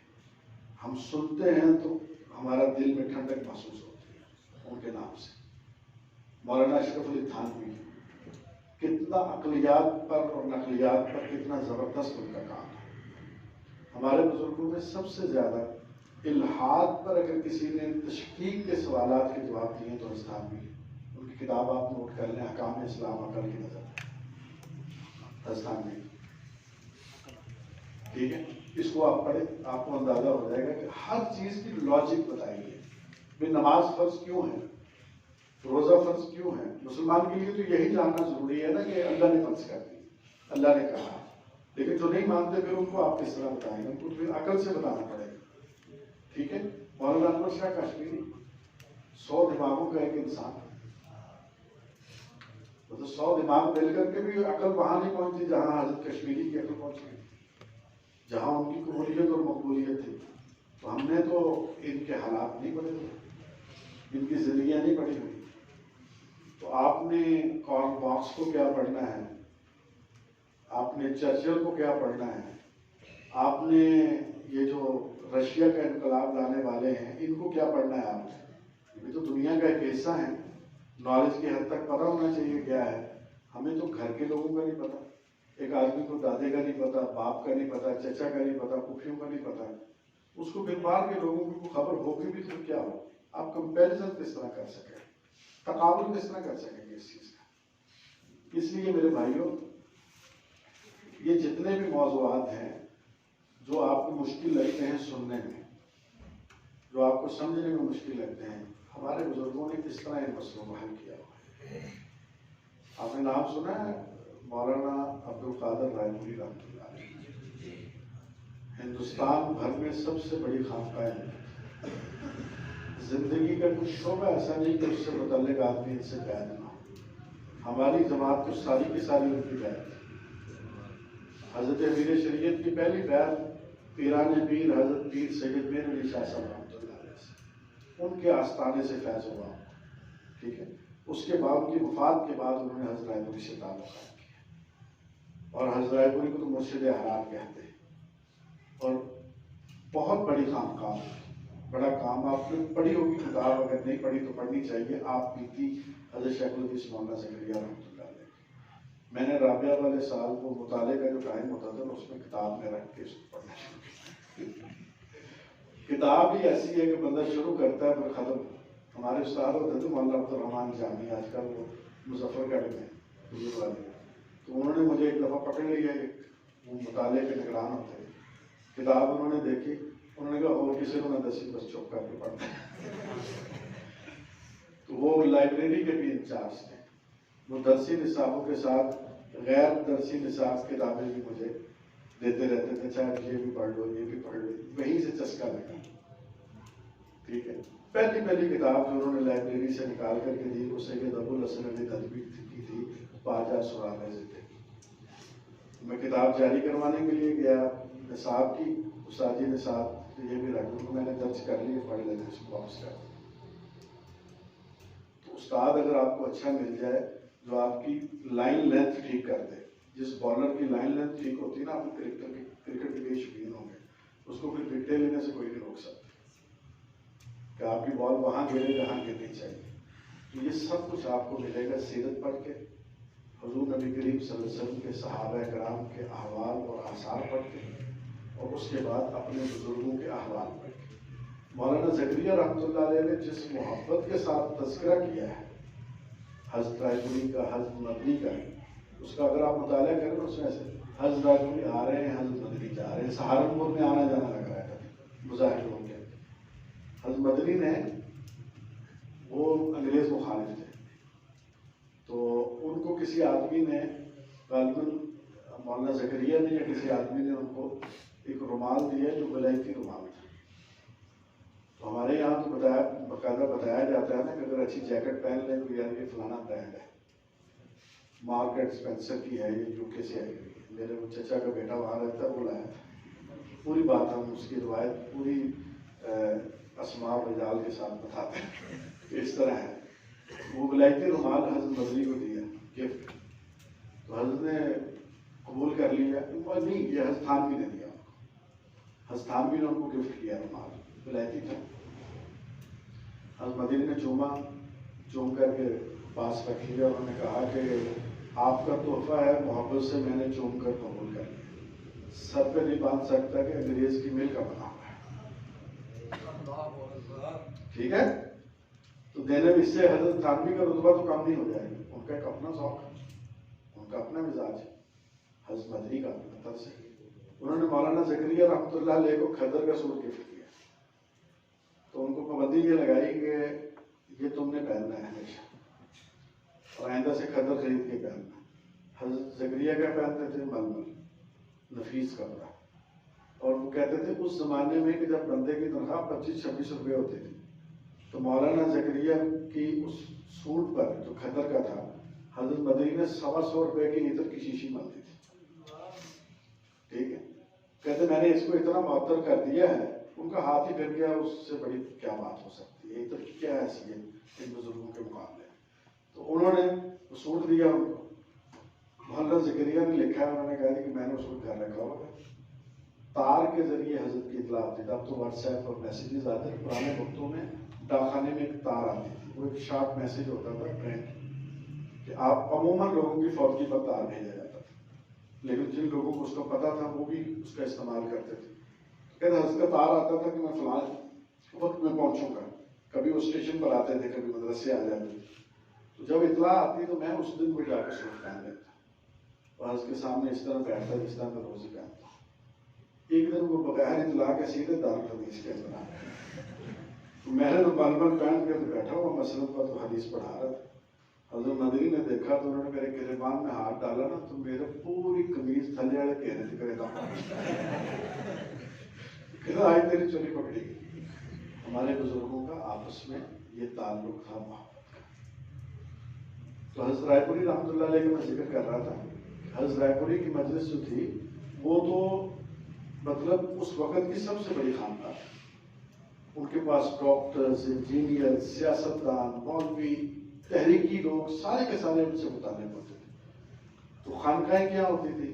خانقاہیں ہوتی تھی محبت کے شراب خانے، وہاں شراب تو نہیں ہوتی تھی لیکن محبت کی شراب پلائی جاتی تھی، اور جس کو ایک دفعہ بیٹھنے کا شرط ہو جاتا تو کسی اور جگہ جاتے۔ ماں سے لوگ کیوں اتنا پیار کرتے ہیں؟ 80 سال کا بھی بندہ ہو جائے تو انہوں نے کہا ہائے میری ماں، کسی کی ماں مر جائے تو لوگ کسی کا ذکر بھی کسی کی ماں کا ذکر اس کے سامنے ہو تو آنکھیں بھیگ جاتی۔ کیا ہے ماں؟ کیا محبت ہے نا، پیار ہے۔ وہ چاروں بچوں کو جن کی ذہن کی سطح مختلف ہے، عادتیں مختلف ہیں، مزاج مختلف ہے، حتیٰ کہ تعلیم اور پروفیشن مختلف ہے، سب کو ڈیل کرتی ہے ایک ہی نظر سے، وہ سب کی ماں ہوتی۔ تو پیر صاحب بھی یہ ہوتی ہے، لیکن اب تو پیروں کے جو احوال ہیں وہ اللہ محفوظ فرمائے، اچھے لوگوں سے تو دنیا خالی نہیں، اچھے لوگوں سے تو کبھی بھی اللہ کی دنیا خالی نہیں رہی، لیکن کمرشلزم آ گئے تو یہ چیزیں پیچھے چلی گئی۔ حضرت رائے پوری کے پاس ایک صاحب آئے، انہوں نے آ کر کے کہا کہ میں مناظر تھے بہت بڑے، تو انہوں نے کہا کہ میں ایک آدمی سے ہندو سے مناظرہ کر رہا تھا، اس نے کو میرے اوپر دم کیا ہے، تو مجھے وہ ساری چیزیں یاد تو ہیں لیکن میں مناظرانہ انداز میں اس کو پیش کرنے سے قاصر ہو گیا، مجھے باندھ دیا ہے اس نے، وہ جو ہندو تھا وہ کوئی جادوگر نہیں تھا، اس نے بھی اس قسم کا کام نہیں کیا. تو ان کو بہت تھا کہ میں بہت چرب زبان قسم کا مناظر ہوں. کئی دن حضرت کی خدمت میں رہے کہ میرا علاج کرتے. ایک دن وضو کرا رہے تھے تو کہنے لگے حضرت تم تو میرے 40 دن دکھتے ہو، میں نے بس کرو اور میرا علاج کرتے. حضرت نے اس طرح نہ ہلکے سے غصے میں ایک تھپڑ رسید کر دیا. انہوں نے کہا میں نے کہا تو اس سے جا کے مناظرہ کرو، تم بھی نہیں ٹکتے تھے نا اپنا علم بتانے سے. بس وہ اس طرح جب تھپڑ لگا نا تو ان کا اپنا بیان ہے جس طرح برف پگھل جاتی ہے دھوپ سے، وہ ساری بندی ہوئی رسی کھل گئی. اللہ والے تو پھر اس طرح ہوتے ہیں. یہ آپ کے اکابر ہیں، کوئی مطلب کوئی 200-400 سال پرانے نہیں ہیں، 100 سال بھی نہیں ہوئے. ہمارے حضرت پیر جی سید عطا محمد شاہ صاحب بخاری انہیں سے بیعت تھے. ہمارے حضرت سید عطا محسن شاہ صاحب بخاری انہیں سے بیعت تھے. سید ابو معاویہ افضل بخاری حضرت شاہ صاحب کے بڑے صاحبزادے تھے، وہ حضرت کے خلیفہ بھی تھے. حضرت پاکستان میں تشریف لائے تو گھوڑا گلی میں رمضان گزارا بنی کے پاس، تو وہاں تلاوت قرآن پاک تراویح کے اندر مولانا افضل بخاری شاہ صاحب نے کی، تراویح ان کو انہوں نے پڑھائی. تو یہ بزرگوں کا جو مزاج ہے یہ تو آپ کو نصاب سے پتہ چلے گا. ایک خط و کتابت ہے مولانا ابو الحسن علی ندوی کی اور مفتی محمد تقی عثمانی صاحب کی. ٹھیک ہے، یہ مولانا ندوی کا جب انتقال ہوا تو انقلاب میں چلی تھی. اس میں ایک خط ہے، عبارت الفاظ بھی یعنی وہ نہیں ہوں گے، میں مفہوم آپ کو بتا دوں. تو حضرت تقی عثمانی صاحب نے لکھا، انہوں نے کہا دل کرتا ہے کہ بنگلہ دیش میں ایک شہر ہے سیلٹ جہاں حضرت مدنی اعتکاف کرتے تھے رمضان کا، میں اور تم وہاں جا کے اعتکاف کریں. میں تو وہاں گیا ہوں، مجھے اس مسجد میں آج بھی حضرت مدنی کا نور محسوس ہوتا ہے. بزرگوں کی جگہ ہے جہاں بیٹھ کے اللہ تعالیٰ نے رنگ لگا دیے، مسجد کی عزت ہے. انہوں نے کہا کہ وہاں میں جانا چاہتا ہوں. تو جن لوگوں نے حضرت مدنی کا اعتکاف دیکھا ہوگا اس میں شریک ہوئے ہوں گے اور وہاں رمضان ان کی ترتیب سے گزارا ہوگا، ان کی زندگیاں بدل گئی ہوں. اور ہمارا یہ عقیدہ ہے کہ ذہن ہے کہ بدل گئی ہوں. یہاں سے ذرا سوال کو الٹا اس کو کر کے دیکھ لیں. جو صحابہ پر تشکیق کی بات کرتے ہیں، عام قسم کا پیر اور مولوی اپنی صحبت سے کسی انسان کا رخ سیدھا کر سکتا ہے، دنیا میں بہترین انسان ایسا نہیں کر سکتا. اس کو دیکھنے والے کی زندگیاں نہیں بدلیں، اس کو دیکھنے والوں کے رخ نہ بدلے، ان کے دل صاف نہ ہو، یہ کیسے ہو سکتا ہے؟ اس لیے میرے بھائیوں، 100 باتوں کی ایک بات ہے کہ جب تک آپ بڑوں سے جڑے رہیں گے، ان سے تعلق رکھیں گے، ان کی معرفت اور پہچان رکھیں گے، زندگی کے کسی بھی شعبے کے اندر آپ ٹھوکر نہیں کھائیں گے. کبھی بھی کسی سے مرعوب نہ ہو. آپ جس طبقے سے تعلق رکھتے ہیں وہ خود اس قابل ہے کہ دنیا اس سے مرعوب. آپ اپنے آپ کو اس طرح نہ سمجھیں کہ آپ دوسرے لوگوں کو دیکھیں. ہاں آپ دیکھتے ہوں گے یا کوئی پروفیسر ہے، کوئی ڈاکٹرز ہیں، فلاں ہے فلاں ہے، پیسے زیادہ کماتے ہیں. ٹھیک ہے، تو اللہ کے نبی صلی اللہ علیہ وسلم کی سنت بھی ہے، صحابہ نے بھی اس پیشے کو اختیار کیا، تو آپ تجارت کیوں نہیں کرتے؟ ہمارا مولوی جو ہے وہ 5 نمازوں پر اکتفا کر کے 4 پائی توڑنے پر اکتفا کرتے ہیں. بچے پیدا کر رہا ہے، سو رہا ہے اور 5 نمازیں پڑھا رہا ہے اور 7ویں دن جمعہ پڑھا رہا ہے. اور جمعے سے پہلے وہ تصویریں جو اپلوڈ کر رہا ہے اس طرح لگ رہا ہے جس طرح جمعہ فتح کرنے کے لیے جا رہا ہے، ایسے اس کے اسٹیٹس لگے ہوئے. تو یہ جو بیچ والا ٹائم ہے یہ آپ کا قیمتی کیوں نہیں ہو سکتا؟ ہو سکتا ہے. اب تو آن لائن بزنس نے تو نئی جہتیں متعارف کرا دی. دنیا میں سب سے بڑی مارکیٹ ہے دیانت، ایمانداری. ملٹی نیشنل کمپنیوں کی لوگ دوائیاں کیوں خریدتے ہیں؟ نیسلے کا پانی کیوں بکتا ہے سب سے زیادہ پاکستان میں؟ یہ پانی ہے، یہ میں چیچا وطنی کے اندر میرے پاس اس کی ایجنسی ہے، یہ ملتان میں بنتا ہے، الہلال سلطان کی والوں کا پانی. لیکن یہ بوتل اور نیسلے کی بوتل ایک فریج میں پڑی ہو تو آپ اور میں بھی جب ہاتھ سے اٹھائیں گے ٹریول کرتے ہوئے تو پہلے ہم اس بوتل کو نہیں اٹھائیں گے، نیسلے کی بوتل کو اٹھائیں. کیا ہے؟ ہمارا ان یہودیوں کی پروڈکٹ پر اعتماد ہے کہ یہ پانی زیادہ اچھا ہوگا. وہ بے دین آدمی نے یہ کام بڑی ایمانداری سے کیا ہے. آپ کسی ڈاکٹر کے پاس چلے جائیں، وہ آپ کو دوائی لکھ کے دے دو، آپ کہتے ہیں یار کسی اچھی کمپنی کی لکھ کے دے دو. وہ اچھی کمپنی کیا ہے؟ وہ ملٹی نیشنل کمپنی. کیوں؟ اس نے وہ پورا مسالہ ڈالا ہے اس کے اندر جو اس میں ہونا چاہیے. تو اگر مسلمان کے ہاتھ لگ جاتے تو وہ کیا کرتا؟ ہم کیا کرتے؟ اس بات کو سمجھنے کی ضرورت ہے. آپ حضرات کوشش کریں اس بات کی کہ دیانتداری کے ساتھ آپ اپنا کچھ چھوٹا موٹا بزنس بھی کریں، کاروبار. ہمارے بزرگ کیا کرتے تھے؟ ہمارے بزرگ کرتے تھے خطاطی، جلد بندی. ٹھیک ہے، اس زمانے کے جو کام تھے، جو اہل علم سے جو حکمت، طب یونانی. ٹھیک ہے، جس کو جیسی رغبت ہو. آپ پورے کا پورا اس مذہبی پروفیشن پر ڈپینڈ نہ کریں. یہ تو پھر آپ بوجھ بن جائے گا نا سوسائٹی پر. آپ کو وہاں سے تنخواہ ملے گی 10,000 15,000. ایک لطیفہ اس دوران میں آپ کو سنا دوں. جامع شفیع میں ہم پڑھتے تھے تو ایک استاد صاحب کے صاحبزادے کے لیے کہا گیا کہ ہمارے ایک دوست تھے مولانا محمود الحسن صاحب ہیں، آج کل وہ نسٹ یونیورسٹی میں پڑھاتے اسلام آباد. بڑے قابل آدمی تھے، ہم سے ذرا سینئر تھے. تو ان کو اور مجھے ایک استاد صاحب نے کہا کہ میرے بیٹے کو ڈاکٹر طفیل ہاشمی، فیس بک پر آپ نے بڑا ذکر سنا ہوگا. تو ڈاکٹر طفیل ہاشمی جامعہ شفیع کے پڑھے ہوئے، وہ اوپن یونیورسٹی کے وائس چانسلر رہے. ان سے کہہ کے ایم فل میں بیٹے کا ایڈمیشن کروا لیا استاد صاحب. تو ہم دونوں کی ڈیوٹی لگائی بھی مقالہ آپ لکھیں. صاحبزادہ تھا، وہ تو لکھ نہیں سکتا تھا.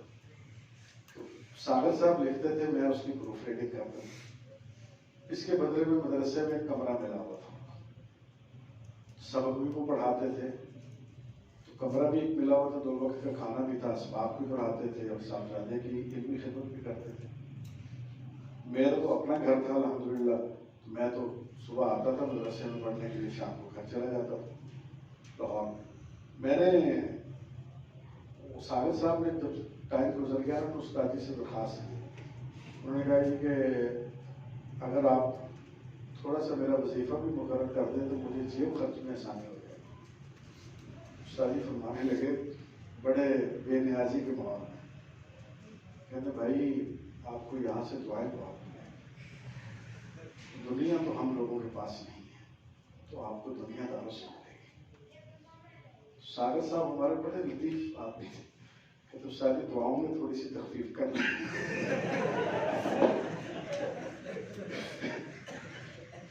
ٹھیک ہے، آپ حضرات سے یہ گزارش ہے کہ دیکھیں مذہب کے اوپر بوجھ نہ بنے.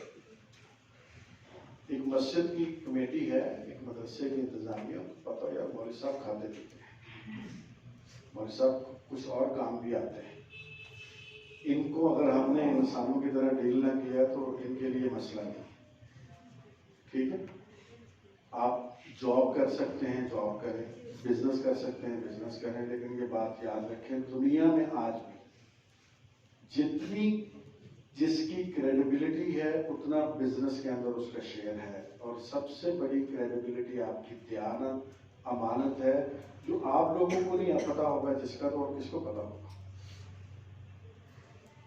تو وہ تو یہیں سے نکلی ہے نا.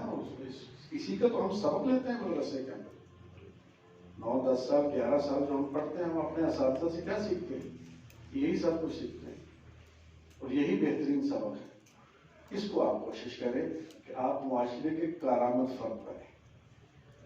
جن لوگوں کے پاس دنیاوی تعلیم کی کچھ سوجھ بوجھ ہے اور وہ اس جگہ پہ آئے ہوئے ہیں، ان کو تو میں ضرور سجیسٹ کروں گا کہ آپ حضرات کوشش کر کے ہائر ایجوکیشن کی طرف جائیں، M Phil P H D کریں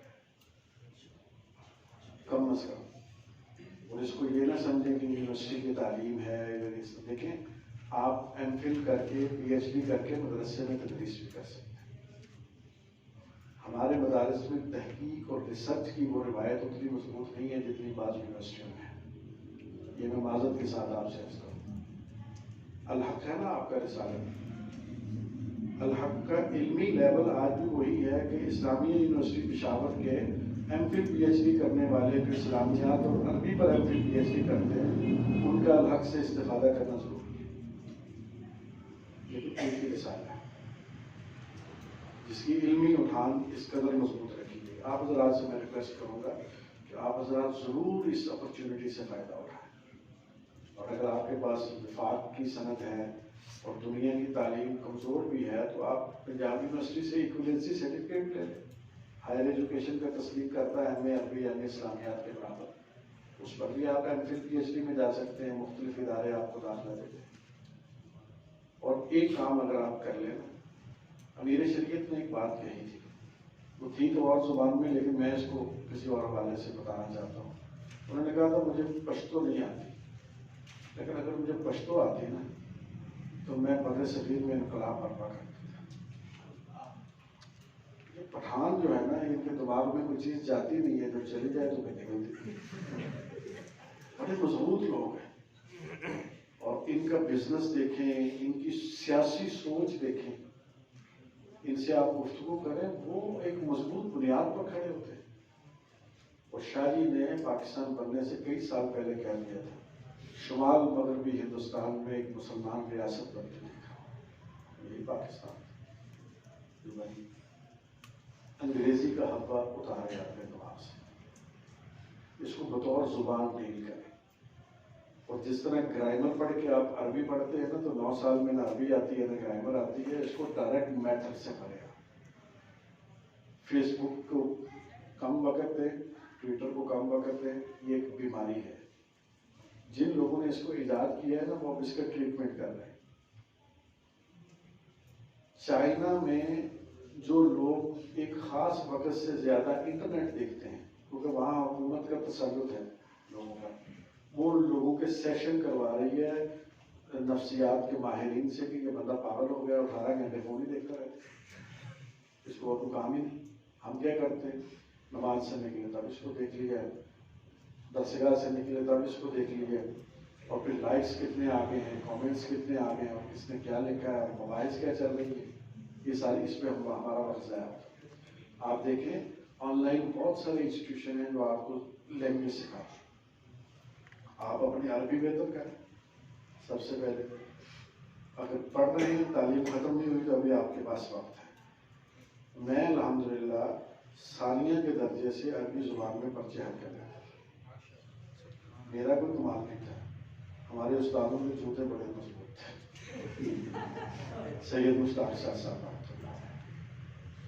میری لکھائی کمزور تھی، انہوں نے کہا، چودھری مجھے کہتے تھے، کہتے چودھری یہی ایک رستہ ہے تیری باعزت موت پڑھانا، ٹھیک ہے، آپ اپنی عربی بہتر کریں، بولنے کی کوشش کریں، پڑھنے کی کوشش کریں، لکھنے کی کوشش کریں، غلط کریں گے کوئی مسئلہ نہیں، اگلے دن ٹھیک ہو جائے گا، اس سے اگلے دن ٹھیک ہو جائے گا۔ آن لائن آپ چیزوں سے استفادہ کرتے ہیں تو انگریزی کو بطور زبان سیکھ لیں۔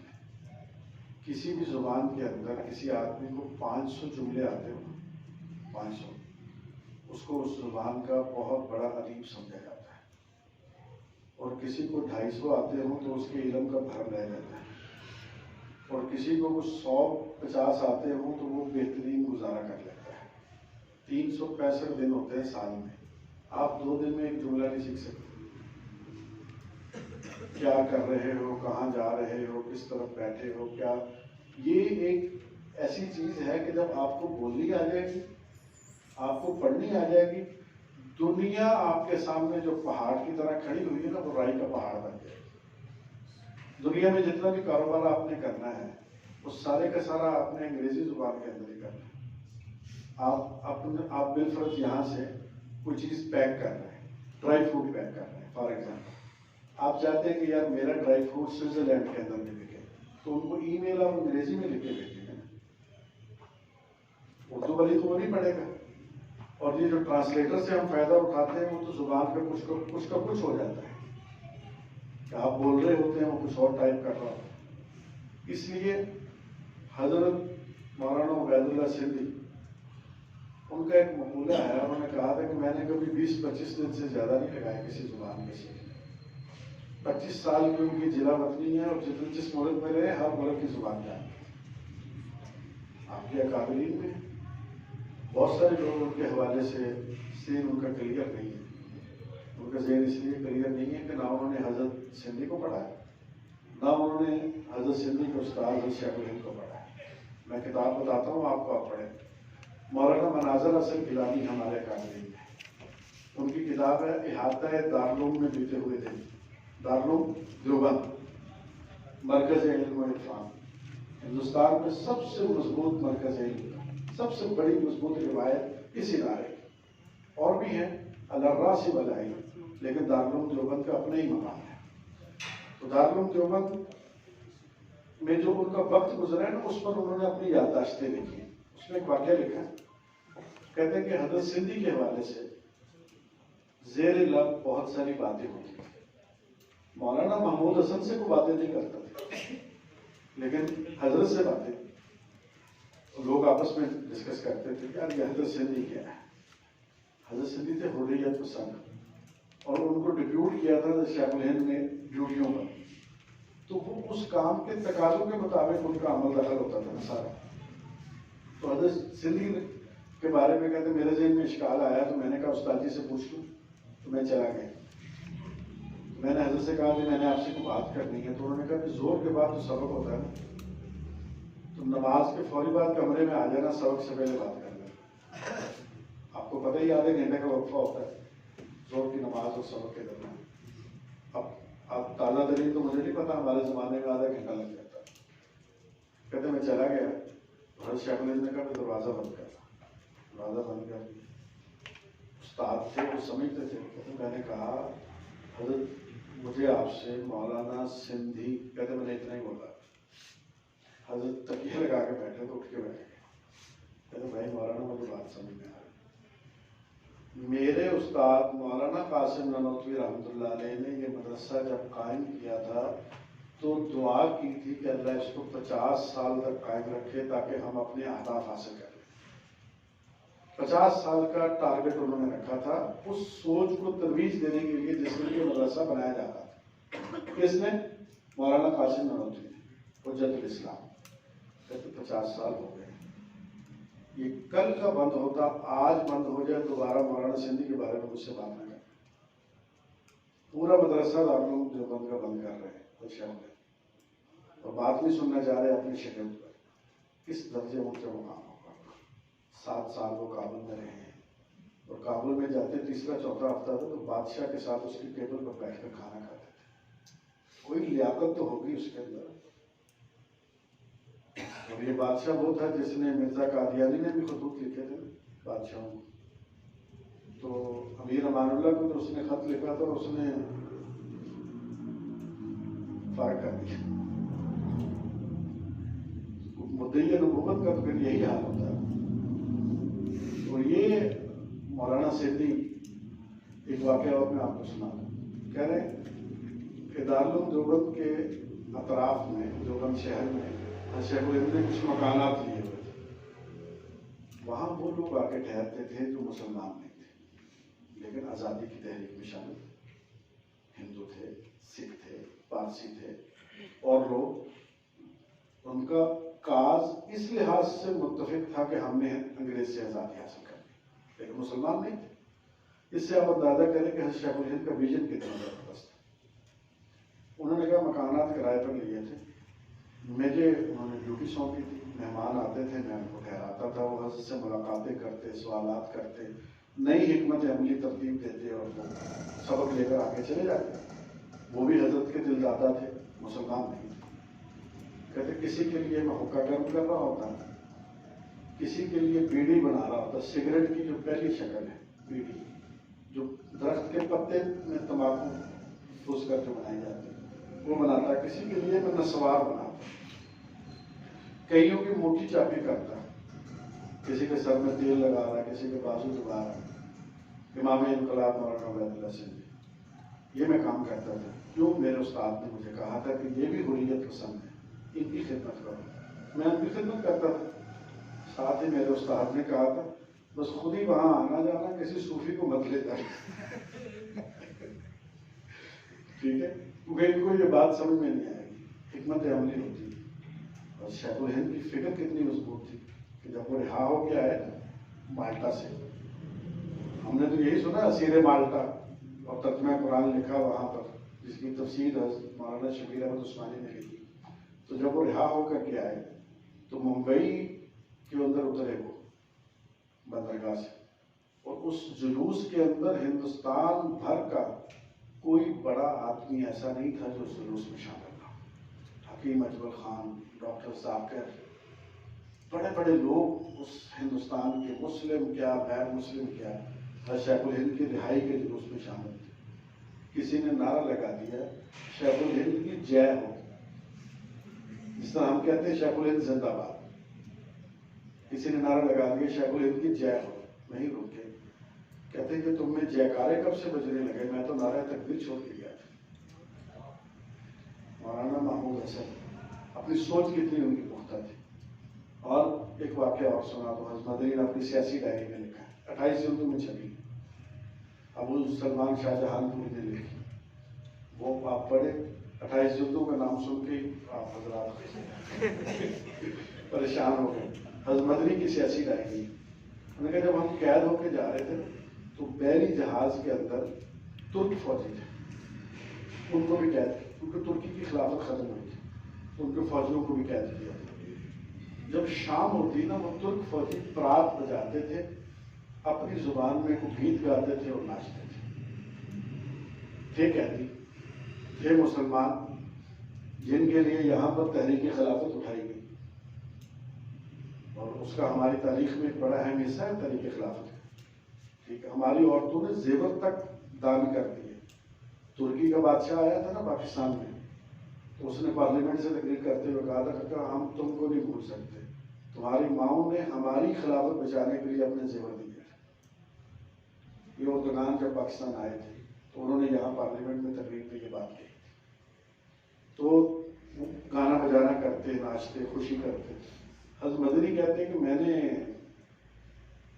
ان سے کہا بھی حضرت شیخ الہند سفر کر رہے ہیں صاحب، اور یہ بھی قیدی ہیں اور بزرگ بہت بڑے ہیں. میں نے ان کو بتلایا، سمجھایا کہ یہ تم ناچ گانا نہ کیا کرو، حضرت کی بے ادبی ہوتی، اچھا کام نہیں. کہتے اگلے دن شام کو ناچ گانا نہیں ہوا. ناچ گانا یہ نہیں کہ باقاعدہ کو ڈانس کی محفل ہوتی تھی، مطلب وہ رزمیہ گیت گاتے ہوں گے نا، وہ آزادی کے ترانے گاتے ہوں گے. اس پر وہ آپ نے دیکھا قبائلی علاقوں میں لوگ مل کر کے رقص کرتے ہیں، اس کو آپ اس رقص سے، نرگس کے رقص سے آپ اس کو تشبیہ نہیں دے سکتے. بڑا فرق ہے اس میں. وہ اس قسم کی وہ بات کر رہے ہوتے تھے. انہوں نے کہا کہ شیخ الہند نے شام کو اگلے دن پوچھا، انہوں نے کہا ترکا نو اج کی ہوا ہے کہ کچھ نہیں گا بجا کے. کبھی میں نے آگے بڑھ کر کہا حضرت میں نے ان کو منع کر دیا آپ کی عزت اور احترام کی وجہ سے. کہا یہ تکلیف تو انگریز کو ہونی چاہیے تھی، تمہیں کہا کہ ہونے لگی. وہ ناچ رہے ہیں قیدی ہونے کی شکل میں، گا رہے ہیں، خوشی کا اظہار کر رہے ہیں، تو جس نے قید کیا ہے سانپ تو اس کے سینے پہ لوٹنے چاہیے کہ تم نے کیوں منع کر دیا. جاؤ جا کے ان کو کہو گانا بجانا کرا، ہم خود بیٹھ کے سنیں گے. ہمارے اکابر نے مکس محفل میں، مخلوط ماحول میں اس طرح لوگوں کو قریب کیا ہے، اس طرح کام کیا ہے. آپ مجھے بتا دیں گے کہ آپ کے لیکچر کا وقت کب تک ہے؟ آخری ایسی نا آپ کو سیکھتا ہوں. ٹھیک ہے، آخری واقعہ آپ حضرات سن دیکھیے.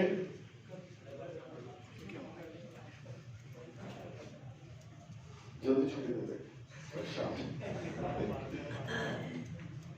شیخ الہند رحمۃ اللہ علیہ، ان کے شاگردوں میں حضرت مولانا انور شاہ صاحب کشمیری. حضرت مولانا انور شاہ صاحب کشمیری 100 دماغوں کے ایک انسان ہیں. ان سے پہلے اور ان کے بعد 500 سال میں ایسا انسان پیدا نہیں ہوا جو ذہنی اعتبار سے اس درجے کا انسان. علامہ محمد اقبال کو بھی جب فکری پیاس لگی تو وہ بجھانے کے لیے کابل گجرات میں ان کے پاس پہنچے تھے. ان کی علامہ اقبال نے ان کو اپنا فکری مرشد قرار دیا. اور خدام الدین کا جلسہ جو لاہور میں ہوتا تھا سالانہ، مولانا احمد علی لاہوری رحمۃ اللہ علیہ کی مسجد میں، اس جلسے کے موقع پر شریک علماء کو علامہ اقبال ہر سال رات کا کھانا دیا کرتے تھے، اپنے گھر پہ دعوت کرتے تھے. اور اس میں مہمان خصوصی مولانا انور شاہ صاحب کشمیری ہوتے تھے. ان کا اپنے استاد حضرت شیخ الہند سے کیا تعلق ہے؟ دو واقعات آ جائیں گے اس میں. ایک تو ان کا تعلق یہ تھا کہ ان کے گھر میں یہی محمد شاہدی نے ہمیں سنایا ان کے گھر میں, اور یہ بات ان کو مولانا انور شاہ صاحب نے بتلائی, وہ یہاں تشریف لائے مولانا انور شاہ صاحب کے بیٹے.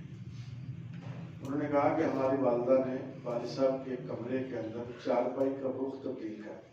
مثلا ہمارے یہاں قبلہ اس طرف تو ہم چارپائی عموماً اس طرف بچھاتے ہیں, لیکن اگر ہم اس طرح بھی بچھا لیں تو غلط نہیں ہے. تو پائنتی اگر اس طرف سر قبلے کی طرف ایسے رخ تبدیل کر دیا جو غیر شرعی نہیں تھا. شیخ الہند رحمۃ اللہ علیہ مولانا انور شاہ صاحب گھر آئے, انہوں نے دیکھا اور دیکھ کر کے کبھی وہ گھر کے معاملات پہ خفا نہیں ہوئے. اس دن خفا ہوئے اور ہماری والدہ سے باز پرس کی کہ یہ تم نے چارپائی کا رخ آج کیوں بدل دیا؟ انہوں نے کہا غیر شرعی تو نہیں. انہوں نے کہا میں نے کب کہا غیر شرعی؟ تم نے میری چارپائی کی پائنتی میرے استاد کے گھر کی طرف کی. اور انہوں نے کہا میں ٹھیک کر دیتی. ابھی بیٹھے نہیں تھے اس چارپائی. کہا اس سے میرا جو روحانی حرج ہوا ہے اس کی تلافی کس طرح ہو؟ یہ ادب ہے, یہ ہے احترام. اور جو ان کے احوال پر کتاب ان کے صاحبزادے نے مرتب کی ہے اس میں یہ واقعہ لکھا ہے کہ وہ آتے تھے اپنے استاد کی مجلس میں بلا تکلف, کوئی کتاب پڑھی, خیال ذہن میں آیا اور اس خیال کو لے کر کے اپنے استاد کے سامنے پیش ہوئے, کہا استاد جی یہ آیت پڑھتے ہوئے یہ خیال ذہن میں آیا. استاد شاگرد اور استاد صاحب کے ذہن میں کوئی بات آتی تو وہ بھی بلا دیتے تھے. ایسے ہی وہ خیال آیا تو کمرے میں داخل ہوئے تو مولانا انور شاہ صاحب کے صالح سید احمد رضا شاہ صاحب جو حکیم بھی تھے, بجنور کے رہنے والے, انہوں نے حضرت کے پاؤں دبا رہے تھے اور ململ کی چادر حضرت پر پڑی ہوئی تھی. کہتے ایک پاؤں اندر رکھا, ایک پاؤں بھی باہر. پہلا پاؤں رکھتے ہی احساس ہوا کہ استاد جی کی تو آنکھ لگی, سانس ہی روک لیا وہاں کہ میرے پاؤں اور میرے سانس کی آہٹ سے میرے پورے استاد کی آنکھ نہ کھل جائے. کہتے میں نے آنکھوں میں اشارہ کیا, میں نے کہا ایسے پاؤں اٹھائے اور چلے جائے واپس. اور مولانا قاسم نانوتوی رحمۃ اللہ علیہ وہ اپنے والد کی خدمت میں تھے اور ان کے والد بستر پر تھے اور ان کے دست بستر پر ہی خطا ہو جاتے تھے. ذوق اور بیماری کی یہ کیفیت تھی. مدرسے کے ایک کام سے شہر سے باہر گئے تو مولانا محمود حسن کو کھڑا کر کے کہا بیٹا خدمت کرنا ہے, کام تو میرا ہے لیکن میں مدرسے کے ضروری کام سے جا رہا ہوں, کسی دورے پر کسی سفر پر نہیں, کسی ضروری کام سے گئے, شام تک آ جاؤں گا.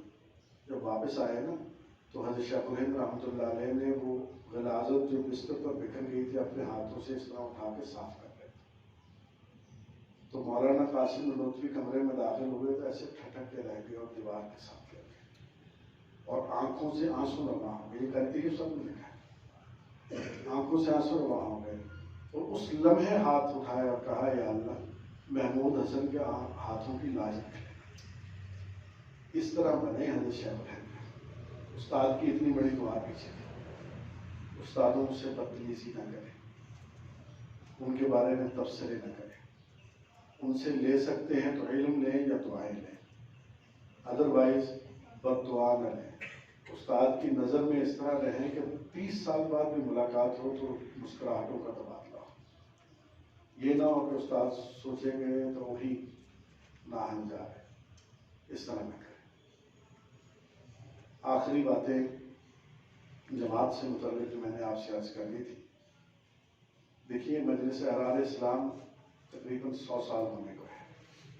یہ بر صغیر پاک و ہند کی قدیم ترین جماعت ہے. ہمارے حوالے سے جب ہم پڑھتے تھے مدارس میں تب بھی ہمارے محبین بہت ساری ایسی باتیں کرتے تھے کہ جن کا حقیقت سے کوئی تعلق نہیں تھا. آپ یہاں پر آئے ہیں, اگر آپ کے کان میں کسی نے بات ڈالی ہو تو خود چیک کر کے جائیں کہ یہاں کوئی ایسی بات ہے کہ نہیں. وہ تو سوال کرے, پوچھے, کانسیپٹ کلیئر کرے, ٹھیک ہے.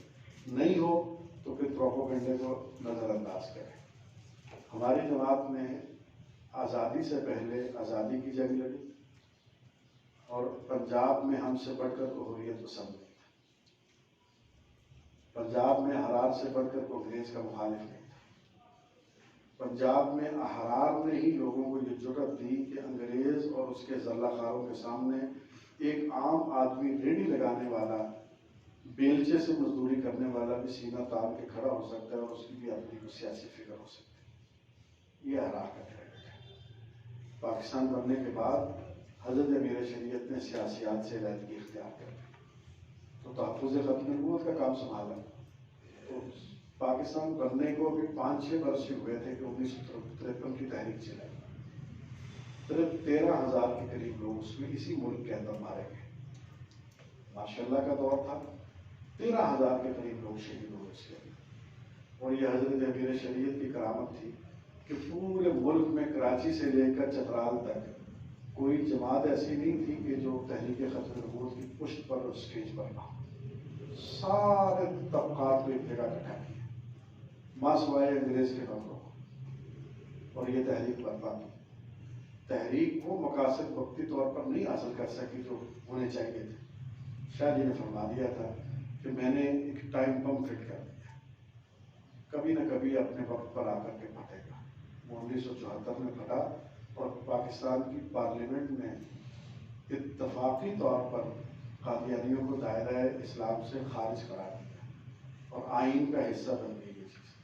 اور اس میں 2 ایسے لوگوں کے بھی دستخط ہیں جن کے 1973 کے آئین پر دستخط نہیں تھے، اس ترمیم پر ان کے بھی دستخط نہیں تھے۔ سب کو اپنی آخرت کی فکر تھی۔ ہمارے اکابر کا بڑا کارنامہ ہے، ہمارے بزرگوں کی بڑی اس کے اندر محنت ہے، اور سارا کریڈٹ ہے اس کام کا ذوالفقار علی بھٹو کو قائل کیا مولانا غلام غوث ہزاروی نے اور مولانا تاج محمود اور شورش کشمیری۔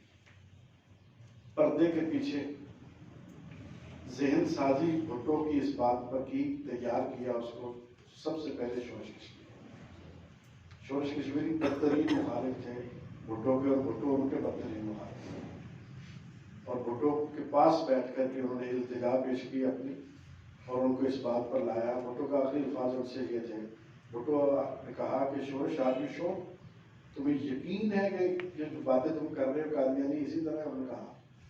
بیگم بھٹو اس بات کی قائل نہیں تھی کیونکہ ان کو قادیانی بیگموں نے گھیرا ہوا، لیکن ہمارے بزرگوں کی کریڈیبلٹی اتنی تھی کہ نصرت بھٹو نے کہا کہ اگر مجھے تم نے اس معاملے پر قائل کرنا ہے تو مولانا غلام غوث ہزاروی کو بلاؤ۔ پوری پارلیمنٹ میں ایک وہی آدمی ہے جس پر میں یقین کر سکتی ہوں، جھوٹا نہیں، غلط بیانی نہیں کرتا، کریکٹر والا آدمی۔ چنانچہ پنڈی میں اجلاس ہو رہا تھا، حضرت اس اجلاس کو چھوڑ کر کے ایوان صدر گئے اور بیگم بھٹو کو قائل کیا، بتایا۔ حضرت کی گارنٹی کے اوپر بیگم بھٹو اس بات پر آئی، انہوں نے کہا مجھے تو قادیانی بیگمات نے اور بتایا۔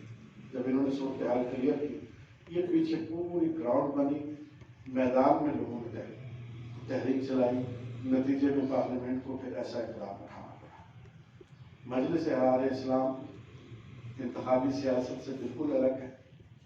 ہم کبھی الیکشن میں نہ کسی کی سپورٹ کرتے ہیں، نہ ہم کسی کے لیے ووٹ کا کہتے ہیں۔ دینی طبقے اور جماعتیں ہمارے اپنے کارکنوں کو کہتے ہیں کہ جہاں ان کے کینڈیڈیٹس ہوں وہاں آپ اپنی رائے کے مطابق پہلی ترجیح یہ ہو کہ آپ دینی جماعتوں کو ووٹ دیں، کیونکہ ان کا مینیفیسٹو اسلام کے دین کے زیادہ قریب ہے۔ ادروائز اگر کوئی نہ بھی کاسٹ کرنا چاہے تو کاسٹ کرنا چاہے ہم اس کو مجبور نہیں کرتے۔ دوسری بات، آج کل جو کام پچھلے 5-6 سال سے ہو رہا ہے، مجھے نہیں پتا ڈاکٹر آصف صاحب کی آپ سے گفتگو ہوئی ہے ابھی تک کے لیے، ان سے آپ کی گفتگو ہوگی، وہ ہمارے پروگرام کے انچارج ہیں۔ وہ ہے کہ غیر مسلم فیملیز جن کو انہوں نے دھوکے سے مرتد کیا ہوا ہے، آخر ان کو مسلمان کس طرح کیا جائے؟ تو اس کے لیے ہمارے پاس ایک سابق قادیانی مبلغ جو اب ختم نبوت کے مبلغ ہیں، وہ کام کر رہے ہیں۔ تو اگر میں مبالغہ نہ کروں تو آپ ان سے بھی پوچھ کے تصدیق کر سکتے ہیں کہ 100 سے زائد فیملیز مسلمان ہو چکے۔ آپ کبھی لاہور دفتر میں آئیں، تشریف لائیں، تو وہاں ہمارا جو اوپر والا فلور ہے جس کو فرسٹ فلور کہتے ہیں، وہ سارا اقداماتی سرگرمیوں کے لیے مختص ہے۔ وہاں کا مہمان خانہ، وہاں کی لائبریری، وہاں کی چیزیں، وہاں وہی لوگ آتے ہیں جو یا قادیانیوں سے مسلمان ہو چکے ہوتے ہیں یا وہ جنہوں نے اپنے سوالات اور اشکالات رفع کرنے ہوتے ہیں. یہ ایسا کسی بھی، میں دعوے سے کہہ سکتا ہوں، ایسی سہولت کسی بھی مذہبی جماعت کے پلیٹ فارم پر میسر نہیں اب تک. الحمدللہ احرار نے یہ کام شروع کیا ہے. ہم یہ نہیں کہتے کہ نہیں ہے تو پھر وہ لوگ غلط ہیں، وہ اپنا کام کر رہے ہیں، ممکن ہم سے بہتر کام کر رہے ہیں، ہم ان کی تردید نہیں کرتے، لیکن اس کام کا یہ مورچہ ہم نے سنبھالا. اور میں نے جس اسلوب میں آپ سے گفتگو کی ہے اس کے پیش نظر میرے ذہن میں بھی یہی تھا کہ آپ اس طرح کا کام کریں، آپ کا اخلاق اچھا ہو، آپ میں برداشت زیادہ ہو. برداشت اور اخلاق اچھے ہونے کا مطلب یہ نہیں ہے کہ خدا نہ خواستہ ہم غیرت اور کنجوس ہو، ایسا مسئلہ نہیں، لیکن حکمت، دانائی، عقل، جوڑ پیدا کرنا، توڑ سے دور رہنا، افتراق سے بچنا، انتشار سے بچنا، یہ کام ہم کریں. اس کی طرف ہم توڑ دیتے ہیں. تو الحاد سے ہم نے گفتگو شروع کی، اکابر کے طرز عمل پر میں نے آپ حضرات سے بات کی، اور اس کے بعد اینڈ پہ اپنی بات سے آپ میں سے جو دورہ حدیث سے فارغ ہو گئے، میں تو ان کو دعوت دوں گا کہ آپ آئیں، عملی زندگی کے لیے مجلس احرار اسلام کا پلیٹ فارم آپ اختیار کریں. آپ یہاں سے لوگوں کو دعوت دیں، قادیانیوں میں دعوت کا کام کریں. ہم آپ کو سکھائیں گے کہ ان کے اعتراضات کیسے ہوتے ہیں، ان کو قائل کس طرح کیا جاتا ہے، ان کے جوابات کس طرح ہوتے ہیں. جماعت آپ حضرات کو بطور مبلغ بھی رکھ سکتی ہے. آپ اپنے علاقے کے اندر رہتے ہوئے کام کرنا چاہیں جس طرح باقی دینی جماعتوں کے لوگ رضا کرانہ طور پر کام کرتے ہیں، آپ کو بھی ہم دعوت دیتے ہیں آپ کام کریں. پاکستان میں دفاع صحابہ کے کام کی بنیاد مجلس احرار ہے. یہ تاریخ آپ چیک کر لیں. حضرت سیدنا امیر معاویہ کا جام، پہلا جام معاویہ اسی ملتان میں سید ابوذر شاہ صاحب نے بنایا. آج تو پھر جگہ جگہ ہو گئی نا، اندر معاویہ ہے تو باہر معاویہ، آج تو ہر جگہ پہنچ گئی بات. اب تو لوگ ایسے بھی کہنے شروع ہو گئے، وہ کہنے لگے کہ جہاں حضرت معاویہ کا نام آ جائے آنکھیں بند کر کے، بس اس سے آگے نہیں سننا. تو یہ صحابہ کرام کے اسماء کی جو ترویج ہے یہ بھی ہمارے بزرگوں نے شروع کی. معاویہ نام رکھا شاہ صاحب نے اپنے صاحبزادے کا، ابو ذر نام رکھے، ٹھیک ہے، سلمان نام رکھے، مروان ابن حکم رضی اللہ تعالیٰ. بخاری تو ان کو راوی مانتا ہے، اور امام بخاری اگر کسی کو راوی مانتا ہے تو اس کی عدالت آپ کے سامنے ہو. امام بخاری کے ہاں وہ راویان کے اندر شامل ہیں. صغار صحابہ میں حضرت حسین کے ہم عمر ہیں. ہم نے پھر کسی ایک صحابی سے دست برداری نہیں کی، ہم اس کے لیے تیار نہیں. جس نے سرکار کو دیکھا اور پھر ایمان کی حالت میں اس کا خاتمہ ہوا، ہمارے لیے وہ سب راہ ہدایت رستہ ہے. اس کے اوپر کوئی نرم بات نہیں اور کوئی کمپرومائز نہیں. اس کے اوپر مجلس احرار اسلام نے اس وقت یہ سارا کام کیا جب آج سے تقریباً 75 سال پہلے حضرت امیر معاویہ کا ذکر کرنے پر ڈی سی ملتان نے تاریخ اسلامی کا سب سے پہلا پرچہ ابوذر شاہ صاحب کے اوپر ہوا کہ حضرت معاویہ کے یوم کیوں منایا، ان کا ذکر کیوں کیا. بعد میں اللہ پاک نے اس کام کو فروغ دیا. ہمارے اکابرین نے دھوپ دیکھی نہ چھاؤں اور بارش دیکھی نہ آئی. جنوبی پنجاب کے دور دراز کے قصبوں میں جہاں آج انسان کا پہنچنا مشکل ہے، 75 سال پہلے وہاں پہنچ کر لوگوں کا ایمان اور عقیدہ محفوظ کیا. یہاں بڑے جاگیردار تھے، بڑے سرمایہ دار لوگ، مخالف فکر کے لوگ، بیوروکریسی ان کی ہوتی تھی، یہاں نام کوئی نہیں لے سکتا تھا. اس گھٹن زدہ ماحول میں ہم نے اس پودے کو لگایا تھا اور پھر اس کی آبیاری کی ہے. آج الحمدللہ گھر گھر صحن صحن میں اس پودے کے کلمے لگ کر مزید درخت بن چکے ہیں. سب کے لیے ہم دعا گو ہیں. یہ کام ہمارے بزرگوں نے کیے ہیں اور تسلسل کے ساتھ جاری ہے. یہ ہمارا مرکز ہے، ہمارے بزرگوں کی رہائش گاہیں بھی یہیں پر ہیں. ان کا طرز زندگی، ان کا اٹھنا بیٹھنا، ان کا جینا مرنا، وہ آپ حضرات اپنی آنکھوں سے یہاں پر دیکھ سکتے ہیں. کوئی چیز آپ کو قابل اعتراض نظر آئے، جو آپ کے بزرگوں سے آپ اس کے بارے میں سوال کر سکتے ہیں، پوچھ سکتے ہیں. اور ہمارے لوگ اس کو برا نہیں مناتے، ہم اس کو محسوس نہیں کرتے. حضرت امیر شریعت کا گھر آج بھی اسی تنگ گلی کے اندر ہے جہاں پر ایک موٹر سائیکل کے علاوہ راستہ نہیں. معاویہ شاہ صاحب وہاں رہتے ہیں. انہوں نے 80 سال پہلے یہاں آ کے ڈیرے لگائے تھے. یہ ہندوستان کا سب سے بڑا آدمی ہے جو اردو زبان کا سب سے بڑا خطیب تھا.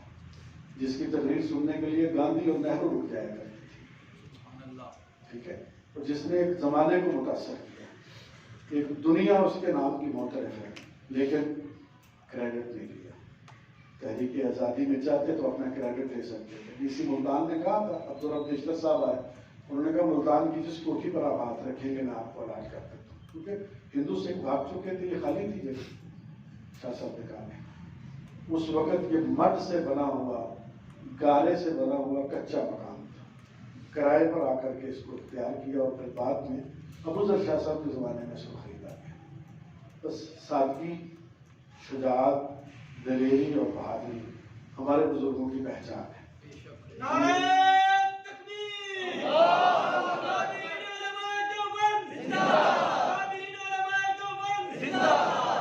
ہم یہ نہیں کہتے کہ ہمارے ہم مذہب جو علماء ہیں، جو ہماری سوچ سے شاید مختلف ہوں، دوسرے طریقے سے محنت کر رہے ہیں، وہ کوئی ہم سے کم تر ہے، وہ ہم سے اچھی ہے، ہم سے بہتر ہے، بس تھوڑا سا کام ہم بھی کر رہے ہیں، بہت سارا دوسرے لوگ کر رہے ہیں، تھوڑا سا کام ہم بھی کر رہے ہیں، چھوٹا سائز ہے ہمارا کام کا جو دائرہ ہے وہ محدود ہے، ہمارا کام کا پھیلاؤ اتنا نہیں ہے، اس بات کا ہم کو اعتراف ہے، لیکن ہر چند کو بولا مستر ہے، ایک جوش تو اس کے اندر ہے، ایک وجن تو ہے، ایک رقص تو ہے، بے چین سے ہی برباد سے، جیسے بھی ہے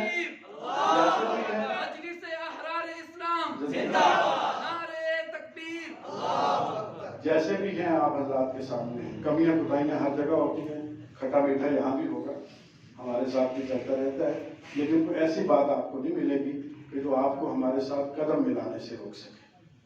ہمارے ساتھ قدم ملائیے، ہمارا حصہ بنیے، چلیے، نہیں تو معاشرے میں آپ جہاں کہیں ہیں ہمارے لیے دعا کیجیے، ہمارا کہیں کام ہو رہا ہو تو اس کے لیے نصرت کیجیے، بس یہی ہم آپ سے تقاضا کرتے ہیں۔ بہت شکریہ، بڑی مہربانی۔